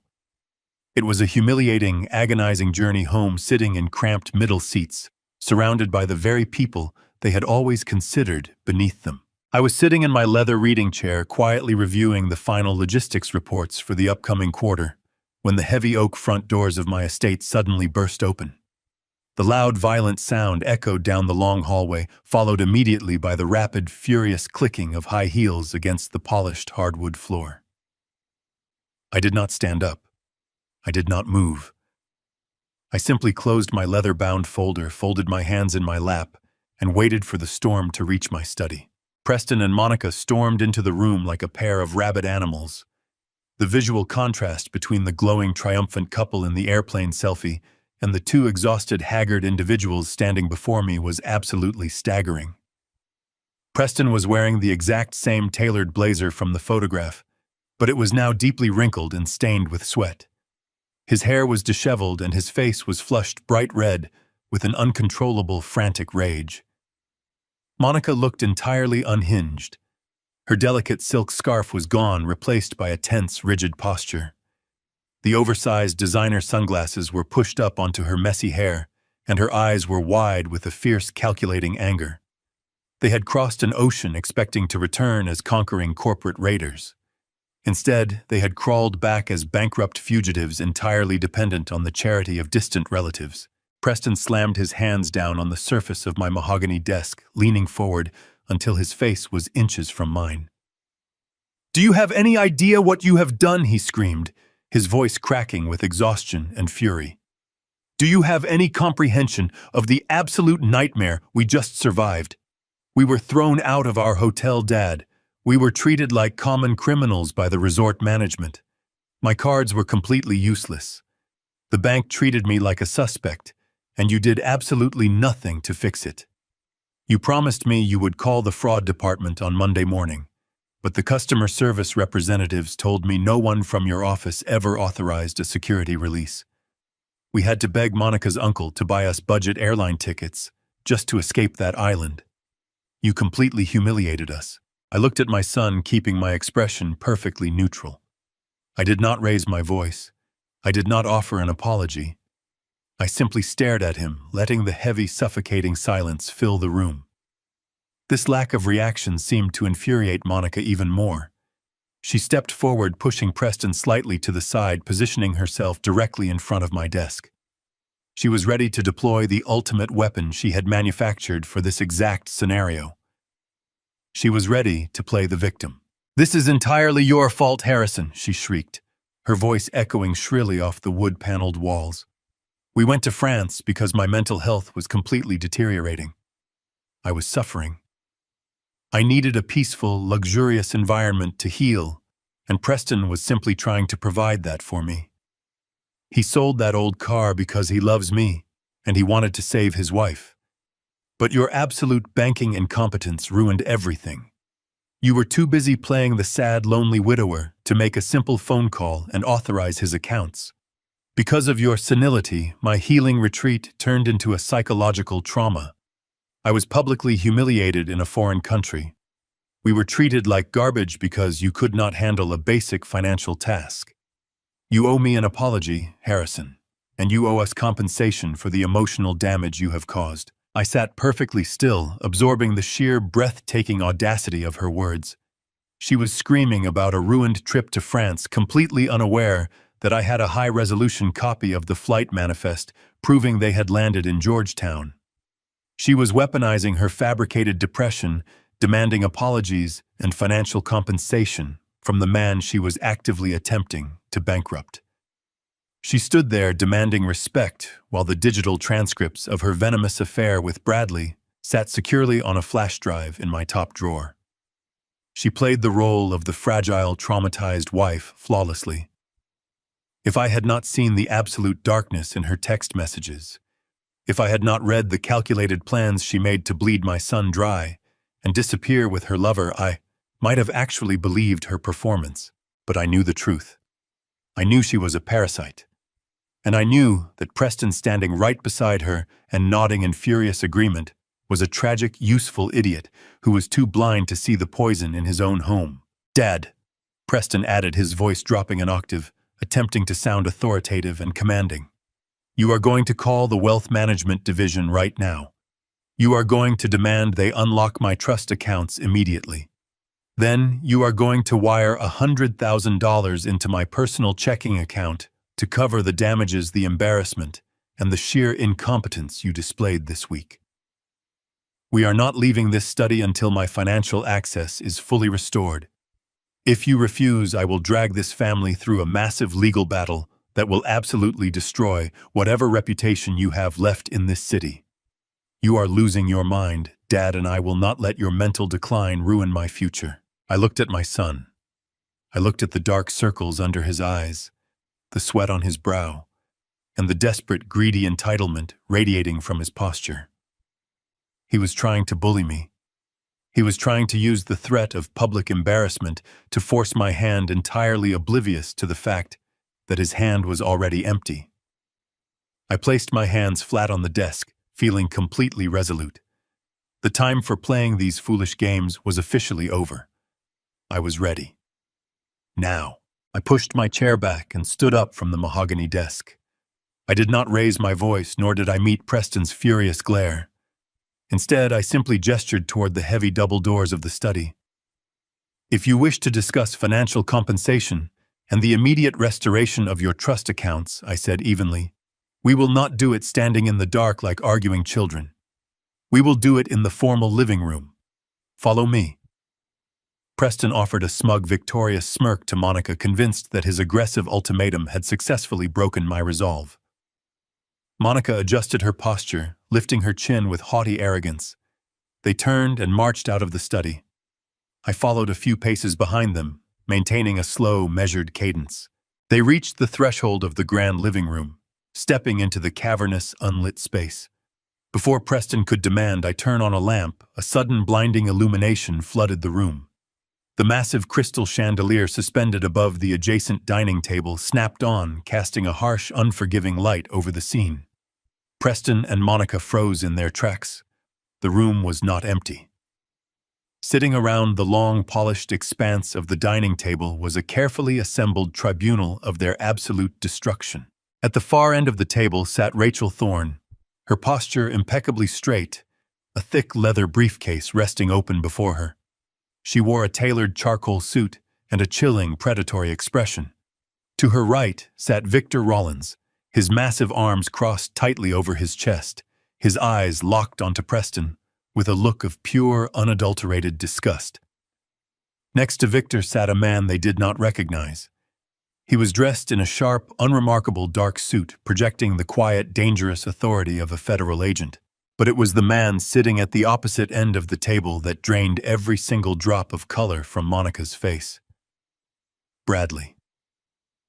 My traitorous vice president of operations was slumped in a high-backed chair, looking entirely defeated. He was sweating profusely, his tie loosened and his hands trembling violently as they rested on the polished wood. He did not look like a conquering corporate titan. He looked like a man who had just stared into the abyss and realized he was falling. Monica let out a soft, choked gasp, her hand flying up to cover her mouth. Her eyes darted wildly between me and Bradley, the devastating reality of the situation finally beginning to pierce her thick armor of delusion. Preston, however, was too blinded by his own towering ego to immediately grasp the severity of the ambush.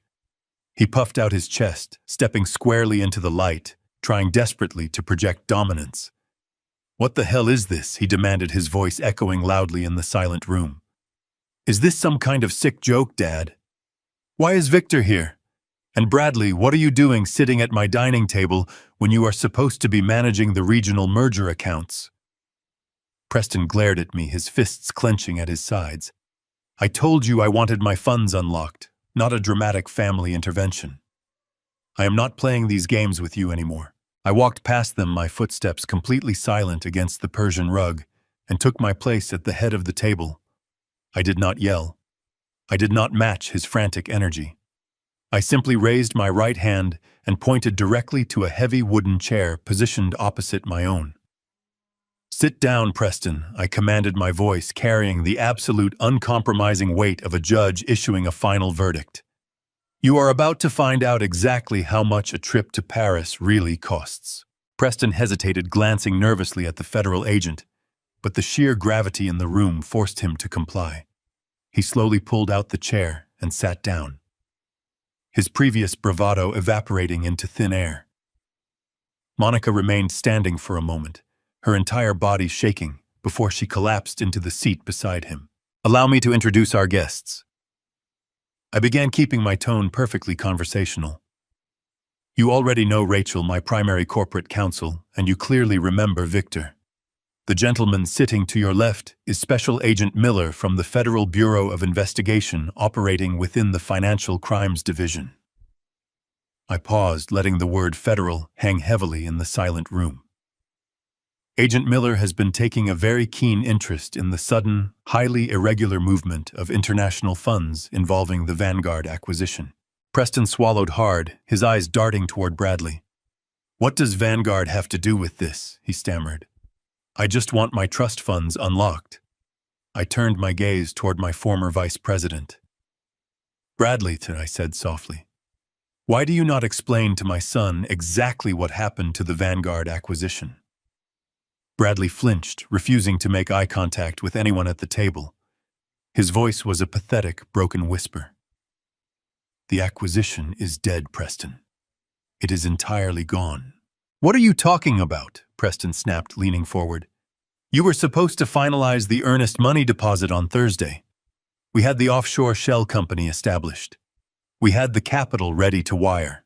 "You had stolen capital?" Rachel Thorne corrected him, her voice slicing through the room like a scalpel. "Capital obtained from the fraudulent sale of a classic automobile that did not belong to you. Funds that were immediately flagged by the state, impounded by the federal banking authorities, and permanently frozen before they could ever reach your phantom holding company." Preston looked wildly at Victor. "You told me the transfer was just delayed," he accused. "You told me it was a security hold." "I told you the federal government impounded the funds," Victor replied coldly. "And I told you the local police impounded the vehicle. You tried to sell a stolen asset across international borders to fund a corporate coup. You really thought you were smarter than everyone else in the room." I leaned forward, clasping my hands together.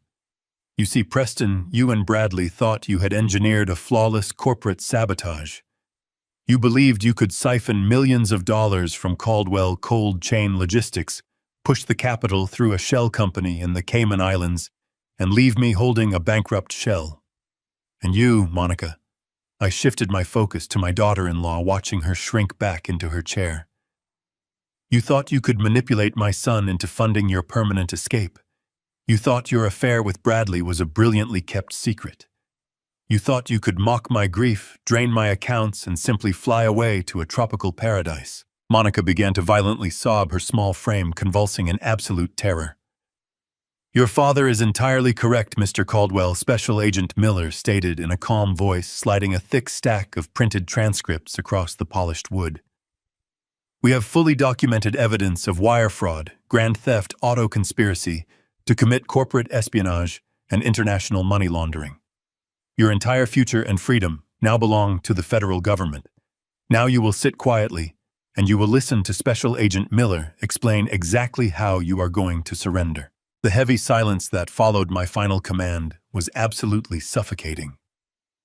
Preston sat entirely paralyzed in his chair, his chest rising and falling in shallow, rapid breaths as he stared at the thick stack of federal transcripts resting on the table. The severe reality of his impending arrest was finally piercing the thick armor of his arrogance. But Monica was not ready to surrender. She possessed the desperate, reckless instinct of a cornered predator. She suddenly buried her face in her hands, forcing a series of loud, theatrical sobs that echoed violently across the expansive dining room. She shook her head back and forth, her tears dripping onto the polished mahogany surface as she attempted to resurrect the very lie that had just been utterly dismantled. "This is a massive misunderstanding," Monica wailed, looking frantically between Special Agent Miller and me. We were in Paris. We were walking along the river trying to save my mental health. I was having a severe psychological breakdown, Harrison. You have to believe me. Preston simply wanted to take his wife on a healing retreat to Europe, and you are trying to twist a beautiful gesture into a federal crime. We never went to any island. We never committed any wire fraud. You are listening to the wrong people. Your banking errors ruined my fragile state of mind, and now you are letting these government agents terrorize your own family over a simple vacation. I did not interrupt her performance. I let her cry, allowing her high-pitched voice to fill the room, until her fake sobs began to sound pathetic and hollow. When she finally paused to catch her breath, I slowly reached into the leather folder resting beside my right hand. I pulled out a single crisp sheet of paper and slid it across the long table. It glided over the smooth wood and stopped directly in front of her folded hands. Monica stared down at the document, her forced tears instantly stopping, as a wave of undeniable dread washed over her. "And that is a certified copy of the private charter flight manifest," I stated, my voice completely devoid of any emotion. "It clearly shows your names, your passport numbers, and the exact trajectory of your private jet. You did not fly across the Atlantic Ocean to heal your fragile mental state in France. You flew directly south, landing at the international airport in Georgetown, Grand Cayman. You were sitting in a first-class cabin drinking expensive champagne and reviewing travel magazines featuring Caribbean resorts. Your meticulously planned Parisian alibi is a complete fabrication, Monica. The federal government knows exactly where you went, exactly what time you landed, and exactly which luxury resort evicted you this morning." Preston looked down at the flight manifest, his face turning an ashen, sickly shade of gray. "Dad," he whispered weakly, his voice barely audible over the hum of the room. "We can explain the destination change. It was a last-minute decision. We just wanted some sunshine." I ignored his pathetic excuse. I reached back into the leather folder and withdrew a much thicker stack of legal documents. These papers bore the official seals of the Cayman Islands Financial Registry. I slid this second stack across the table, watching it come to a rest next to the flight manifest. "Those are the incorporation papers for a Caribbean shell company," I explained, keeping my gaze locked onto my son. "A phantom holding firm designed specifically to funnel millions of dollars through unregulated offshore channels. And if you look very closely at the bottom of the last 3 pages, Preston, you will see your own signature authorizing the creation of that entity.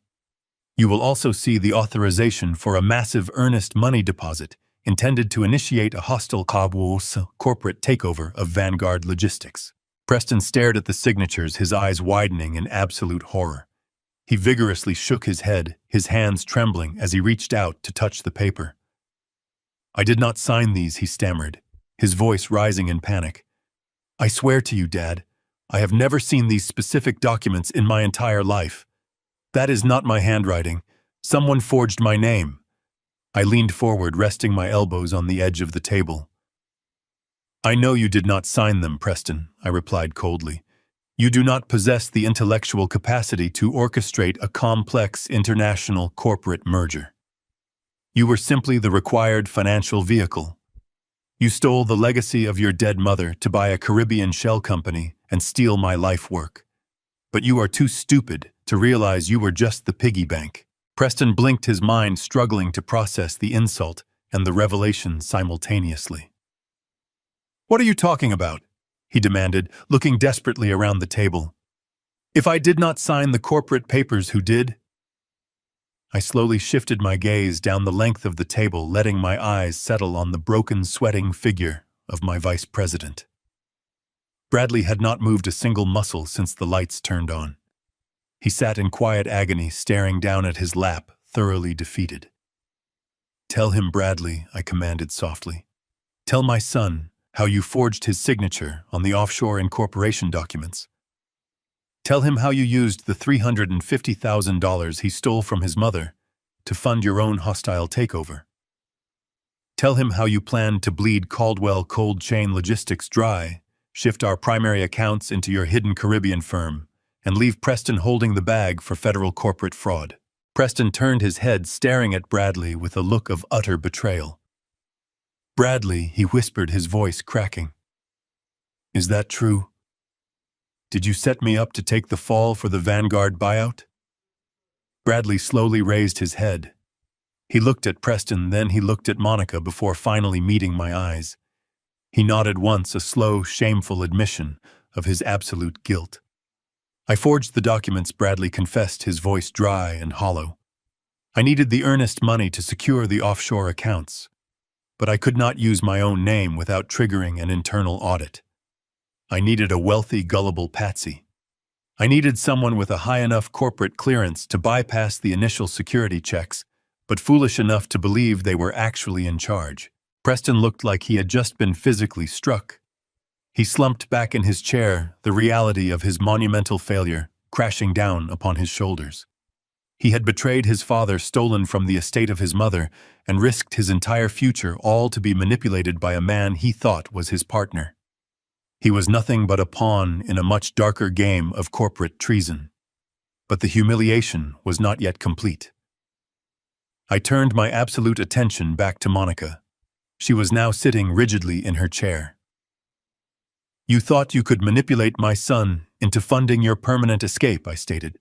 "You actively orchestrated the timeline to align perfectly with the sabotage." Preston stared at his wife with wide eyes. "Because Bradley is never just an accomplice, he is your lover." The words hung in the air, sharp and inescapable. Preston physically recoiled, his eyes darting frantically between my face and the woman sitting beside him. He shook his head in violent, jerky motions, letting out a breathless, broken laugh that sounded more like a wheeze. "That is insane," Preston stammered, his voice climbing an octave. "That is absolutely ridiculous. Monica loves me. She would never do something like that. You are just trying to turn me against her because you hate that I finally took control of my own life." Monica seized the momentary sliver of doubt, leaning heavily against Preston and gripping his forearm with white-knuckled intensity. She forced another stream of theatrical tears, burying her face against his shoulder. "Do not listen to him, Preston," she wept, her voice muffled against his jacket. "He is trying to destroy our marriage to punish you. He is a sick, paranoid old man making up vile lies to manipulate you.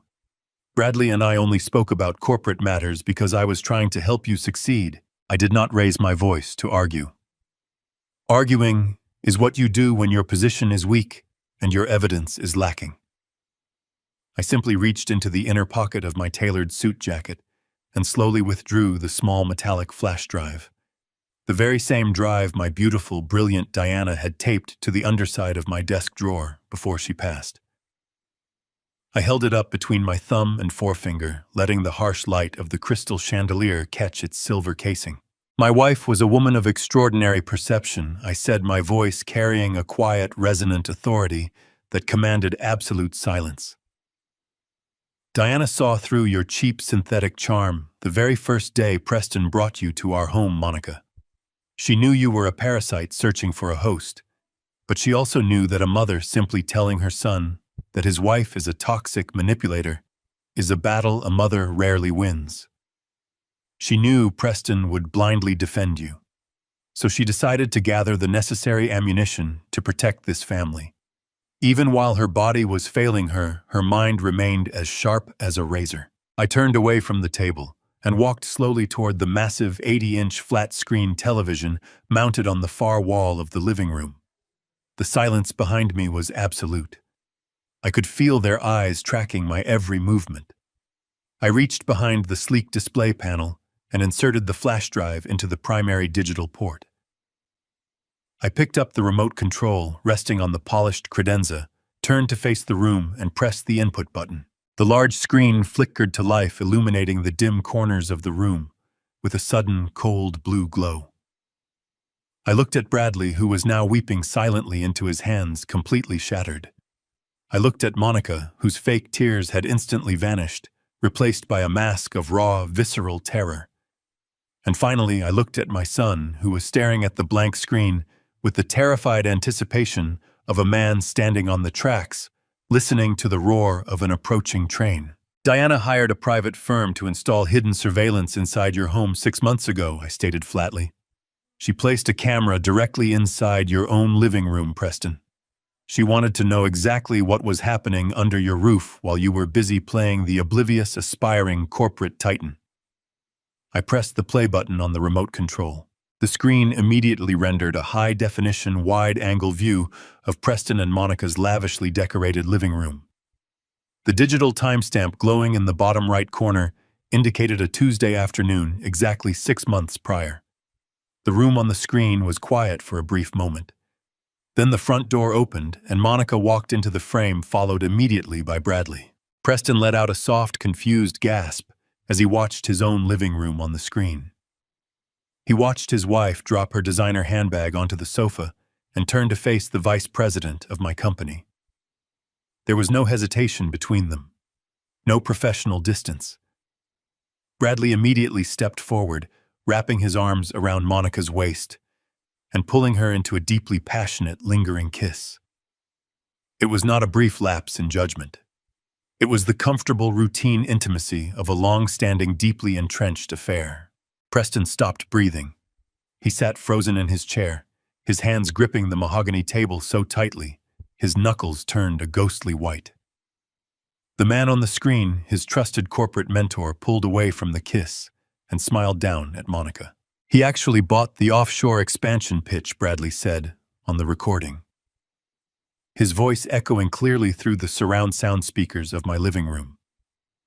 I cannot believe how unbelievably gullible your husband is. I told him he needed to establish an independent shell company in the Caymans to bypass Harrison's oversight, and he just nodded and asked for the paperwork. Monica laughed on the recording.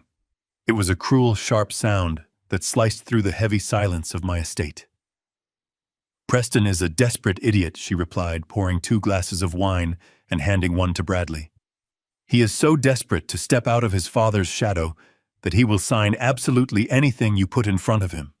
He thinks he is a genius executing a masterstroke. Bradley took a sip of the wine and smirked. It is perfectly aligned, he stated confidently. I have the Vanguard acquisition funds staged. Once Preston funnels his portion of the capital into the holding firm, I will execute the digital transfer, wipe the ledger clean, and leave him holding the bag. The federal authorities will find his signature on every single document. By the time Harrison realizes his entire logistics empire has been gutted, you and I will be sitting on a private beach, and Preston will be looking at a 20-year federal prison sentence. Monica wrapped her arms around Bradley's neck, resting her head against his chest. I cannot wait to be done with him, she whispered lovingly on the recording. Just make sure the money clears before we disappear. I do not want to spend another miserable day pretending to care about this pathetic family. I pressed the pause button, freezing the image of Monica and Bradley in a loving embrace on the massive screen. The digital silence crashed back into the living room, heavier and more suffocating than before. I did not say a word. I simply looked at my son. Preston was completely destroyed. The physical transformation was immediate and absolute. The arrogant, demanding corporate raider who had stormed into my house demanding apologies and financial compensation was entirely gone. His chest was heaving with irregular, ragged breaths. A low, agonizing sound clawed its way out of his throat, a sound of pure, unadulterated heartbreak and fundamental betrayal. He looked at the paused image on the screen, then slowly turned his head to look at Monica. She was staring at her lap, refusing to meet his eyes, her face pale and devoid of any defense. The words hung in the air, a lethal strike that severed the last thread of my son's sanity. Preston stared at the frozen image on the screen. His eyes tracked the intimate posture of his wife resting against his corporate mentor. A deep, guttural sound tore its way out of his throat. He did not yell or demand an explanation. The betrayal was absolute, the humiliation profound. In a fraction of a second, the shock contorted into blinding rage. Preston lunged forward across the dining table. He moved with sudden, violent velocity, sending his chair crashing onto the polished floor. He threw his body weight over the mahogany surface, scattering the pristine stacks of federal transcripts. His hands clamped onto the lapels of Bradley's tailored suit. Before Bradley could defend himself, Preston yanked him forward and delivered a devastating blow directly to his face. The sound of bone colliding echoed with a sickening crack through the living room. Bradley let out a sharp cry of pain, his head snapping backward as he tumbled out of his chair and crashed onto the rug. Preston vaulted over the edge of the table, landing heavily on top of the vice president. His fists rained down in a flurry of blind, uncoordinated strikes. He screamed incoherently, his voice ragged and raw. Monica shrieked, scrambling away from the violence and pressing her back flat against the wall. She covered her face, terrified the rage would turn toward her. I simply watched the inevitable destruction of an alliance built on lies. The undercover federal operative moved with terrifying efficiency. He bypassed the table, reaching the chaotic scuffle on the floor in an instant. Miller did not issue verbal commands. He reached down, gripped the collar of Preston's blazer, and hauled him off Bradley with a single powerful motion.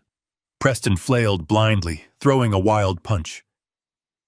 Agent Miller effortlessly deflected the strike, stepped into his guard, and executed a flawless tactical sweep. Preston hit the floor hard, the breath rushing out of his lungs in a painful gasp. Miller pinned my son face down on the carpet, his knee firmly between Preston's shoulder blades, his right arm twisted sharply upward. "Stay exactly where you are," Miller commanded, his voice projecting absolute authority. "If you resist a federal officer again, I will add assaulting an agent to your charges. Breathe slowly and remain completely still." Preston stopped struggling. He lay pinned against the floor, tears of defeat streaming down his face and soaking into the rug. A few feet away, Bradley rolled onto his side, groaning miserably as he clutched his bleeding nose. His immaculate corporate veneer was entirely shattered, replaced by the pathetic reality of a broken thief. Victor Rollins stood up slowly, looking down at the two men with supreme disgust. He walked over and stood beside Miller, crossing his massive arms to ensure nobody attempted an escape. I turned my attention back to the table, adjusting my cuffs before nodding to my counsel. "Rachel," I said smoothly, "I believe it is time to formalize the consequences." Rachel Thorne stood up. She smoothed her suit, picked up a fresh document, and looked down at the pathetic scene. She spoke with an icy precision that offered absolutely no room for negotiation or mercy. "Bradley Davis and Monica Caldwell." Rachel began, her voice ringing clear in the quiet room. "You are both being taken into federal custody this evening. The Federal Bureau of Investigation has formally indicted you on multiple felony counts. These include international wire fraud conspiracy to commit corporate espionage and money laundering. We provided the prosecution with irrefutable digital evidence of unauthorized transfers, forged documents, and audio recordings explicitly detailing intent to defraud. You attempted to siphon millions from a federally regulated commercial entity. The holding company in the Cayman Islands has already been seized. Your personal bank accounts have been permanently frozen under the Racketeer-Influenced and Corrupt Organizations Act. Bradley let out a whimpering sob from the floor. He knew Rachel's words meant his life was officially over. Monica slid slowly down the wall, pulling her knees to her chest as she stared blankly at the ruined remnants of her fantasy. She traded her luxurious lifestyle for a federal cell, and the terrifying reality was finally crushing the breath out of her lungs. Rachel then shifted her cold, penetrating gaze down to my son, who was still pinned beneath the heavy, unyielding weight of Special Agent Miller on the Persian rug. Preston Caldwell, she continued, her sharp tone completely devoid of any lingering familial sympathy or forgiveness. While you were an unwitting pawn in their much larger corporate espionage scheme, your individual actions remain highly illegal and indefensible. The state of Illinois is officially charging you with grand theft auto and the fraudulent forgery of a legal vehicle title. Furthermore, the federal government is indicting you for conspiracy to commit international wire fraud, stemming directly from your brazen attempt to transfer the illicit proceeds of that stolen vehicle into an unregulated offshore banking account. You willfully engaged in the intentional theft and liquidation of a highly valuable estate asset, and you will absolutely answer to those specific charges in a federal court of law. Special Agent Miller reached to his tactical belt and produced a heavy pair of steel handcuffs. The sharp metallic ratcheting sound echoed loudly through the room as he securely fastened Preston's trembling wrists behind his back. Miller hauled my son to his feet, pulling him upright. Preston could not even look at me. He hung his head, his shoulders shaking with silent, miserable, broken sobs. From the front hallway, the heavy front doors swung open again. 3 more federal agents stepped into the living room, their dark suits and grim expressions perfectly matching Miller. They moved swiftly across the room toward Bradley and Monica. Bradley offered absolutely no physical resistance. He simply held his hands out, his face covered in blood, as the agents locked the cuffs tightly around his wrists. Monica, however, began to scream. It was a shrill, genuine scream of absolute panic. She violently thrashed against the agents as they pulled her to her feet, kicking wildly and demanding they release her. It was a pathetic, futile struggle. The agents forcefully restrained her arms, clicking the steel bracelets securely into place. They marched her toward the door, her frantic shrieks echoing loudly through the grand corridors of my estate. Bradley was dragged out next, his head hanging low, in ultimate defeat, his shoes dragging against the hardwood floors. Finally, Agent Miller pushed Preston forward. My son paused for a brief fraction of a second at the threshold of the living room. He turned his head slightly, offering me a final shattered glance of desperate apology. I did not soften my expression. I did not offer a comforting nod. I stared back at him with the cold, unyielding resolve of a man who had successfully defended his empire from the very people he had tried to protect. Miller shoved him forward, and Preston disappeared into the dark hallway. The heavy oak doors slammed shut behind them, sealing the silence back into the house. I turned to look at Victor Rollins and Rachel Thorne. The silent war was completely finished, and I remained the undisputed king of the battlefield. The silent war was completely finished, and I remained the undisputed king of the battlefield. But just before the heavy oak doors could completely seal him away into the dark hallway, Preston suddenly wrenched his body sideways. He threw his weight against the tactical grip of Special Agent Miller, catching the federal officer momentarily off guard. The sudden, desperate movement caused Preston to lose his balance, and he crashed heavily onto his knees. Instead of standing back up, he scrambled across the polished hardwood floor, dragging his handcuffed wrists awkwardly behind his back. He moved like a wounded, pathetic animal, his breathing ragged and frantic, until he reached the edge of the Persian rug where I stood. Before anyone could intercept him, Preston lunged forward and buried his face against my leg. He desperately clamped his arms around my knees, his tears soaking into the fabric of my tailored trousers. The grand living room, previously filled with the chaotic sounds of federal arrests, suddenly plunged back into a suffocating, heavy silence. Agent Miller immediately stepped forward to retrieve his prisoner, his face flushed with professional embarrassment, but I raised my right hand. I held my palm flat in the air, a silent, absolute command for the federal agent to wait. I wanted to hear exactly what my son had to say. Preston looked up at me, his face a bruised, swollen mask of absolute terror and devastation. His jaw was trembling, and a thin line of blood trickled from the corner of his mouth, where he had bitten his lip during the struggle. "Dad, please," he begged, his voice cracking into a high, desperate whine. "You have to stop them. You have to tell them this is a mistake.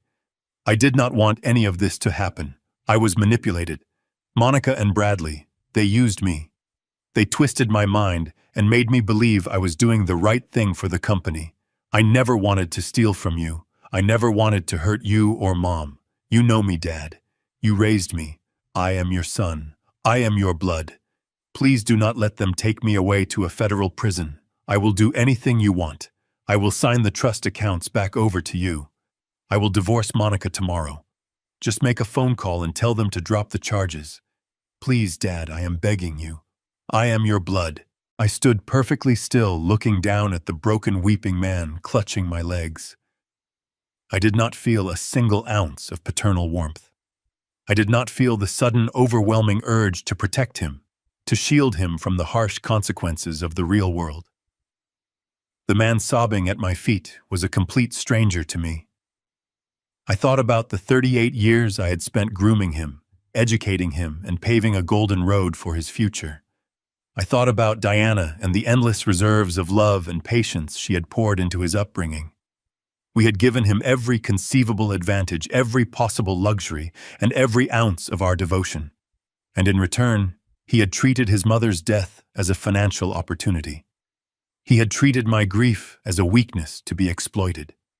He had sold out his own family for a fleeting taste of synthetic power and the approval of a venomous, manipulative wife. He was claiming he had been manipulated desperately, trying to shift the blame onto Bradley and Monica, completely refusing to accept accountability for his own greed.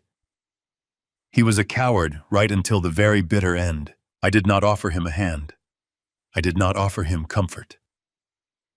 Instead, I slowly reached my right hand deep into the inner pocket of my suit jacket. My fingers closed around a cold, jagged piece of metal. I withdrew my hand and held the object up into the harsh, bright light of the crystal chandelier.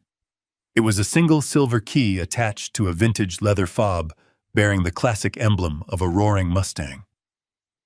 Preston stopped crying. His red, swollen eyes locked onto the dangling key, a look of profound, terrified confusion washing over his face. He recognized the key instantly. It belonged to the vintage Shelby GT500. It was the exact same key he had handed over to a fraudulent automotive broker just a few weeks prior. "You thought you could erase her memory to fund your pathetic corporate treason," I said, my voice dropping to a low glacial whisper that cut through the silence of the room. "You thought you could sell your mother's most prized possession, a vehicle that represented her vibrant, beautiful life, just to secure an offshore shell company. But you failed, Preston. You failed at business, you failed at marriage, and you failed at being a son. I tracked the fraudulent transaction the moment the funds hit your private account. I had my legal team contact the authorities, freeze the assets, and personally recover the vehicle from the impound lot, before the federal government even issued the grand jury indictments. Your mother's legacy is resting safely in my private garage. It is perfectly secure, exactly where it belongs." Preston let out a soft, choking gasp, his eyes wide with a horrific realization. He had absolutely nothing left to bargain with. His leverage was completely gone. "Dad," he whispered again, the words sounding hollow and meaningless in the vast space of the room. "I am sorry. I raised a son for 38 years, and I said, my words deliberately slow and perfectly articulated. I raised a boy who I believed possessed honor, integrity, and a deep respect for his family. But the man crying on my floor right now is not that boy. You are just a thief. You are a weak, greedy parasite who tried to bleed his own family dry."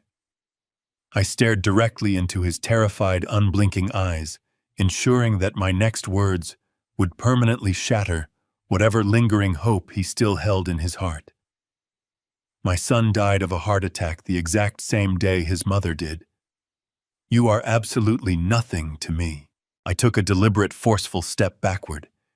The sudden movement broke Preston's desperate grip on my trousers. His hands slipped away, falling uselessly against the Persian rug. Before he could attempt to crawl forward again, Special Agent Miller was upon him. The federal operative grabbed Preston by the back of his collar, hauling him forcefully to his feet. There was no more hesitation. Miller clamped a firm hand onto Preston's shoulder and marched him out of the living room, his heavy tactical boots echoing against the hardwood floor. Preston did not look back again. He hung his head entirely defeated and stepped out into the cold, dark night. The heavy oak front doors closed with a resounding, definitive thud. The lock engaged, and the estate was finally quiet. I stood perfectly alone in the vast space, surrounded by the remnants of a completely shattered family. I slipped the silver key back into my pocket. I turned my back to the heavy doors and walked slowly into the deep, absolute silence. 6 months have passed since that dark night in my study. The gears of the justice system turn slowly, but they grind exceedingly fine. Faced with a mountain of irrefutable digital evidence, forged signatures, and audio recordings of his own treason, Preston realized he had no remaining leverage. His expensive defense attorney advised him to take a plea deal. My son, the aspiring corporate kingmaker, surrendered his tailored suits for a standard-issue uniform. He accepted a sentence of 5 years in a state correctional facility. During his sentencing hearing, he looked back at the gallery, searching the wooden benches for a familiar face, hoping for a final moment of parental sympathy. I did not attend. I had mourned the loss of my son a long time ago, choosing instead to focus on the living. The federal trials for Monica and Bradley were significantly more theatrical, lacking any shred of dignity or honor. The moment the federal prosecutors presented the offshore banking records and the surveillance footage from their own living room, their toxic alliance instantly shattered. They turned on each other like starved wolves in a cage. Monica wept before the federal judge, desperately claiming she was a victim of psychological manipulation, insisting Bradley had forced her into the conspiracy. Bradley retaliated by producing hundreds of text messages proving Monica was the primary architect of the financial drain, detailing her relentless greed and her explicit plans to abandon Preston. The judge was entirely unmoved by their pathetic, venomous display. They were both handed 10-year sentences in a federal penitentiary for wire fraud, corporate espionage, and international money laundering. Their dream of a tropical paradise was permanently replaced by cold concrete and steel bars. With the parasites surgically removed from my life, I turned my absolute attention back to Caldwell cold chain logistics. The betrayal had exposed a deep systemic rot within the executive level of my own empire. I did not hesitate. I initiated a ruthless, comprehensive purge of the entire corporate board. Every vice president, director, and senior manager who had enabled Bradley or who had simply looked the other way was immediately terminated. I cleared the top floor completely. To fill the massive leadership void, I did not hire outside executives with fancy degrees and hollow promises. Instead, I went down to the shipping floors.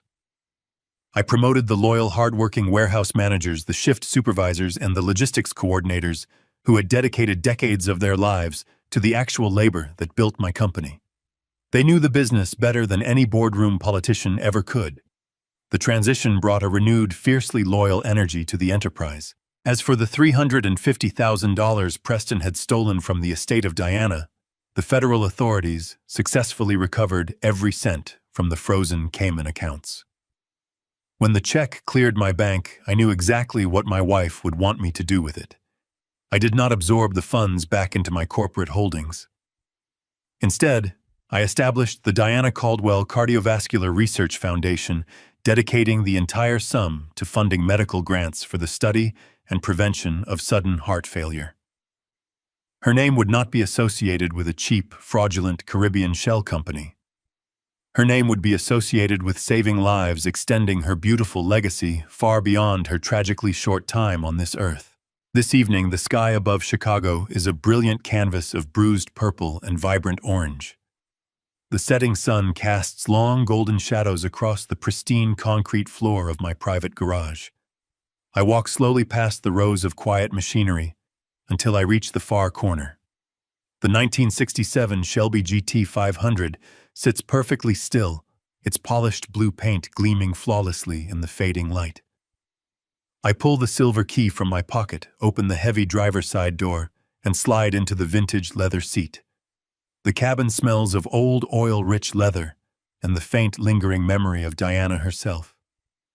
I reach out, running my hand gently over the smooth wooden rim of the steering wheel.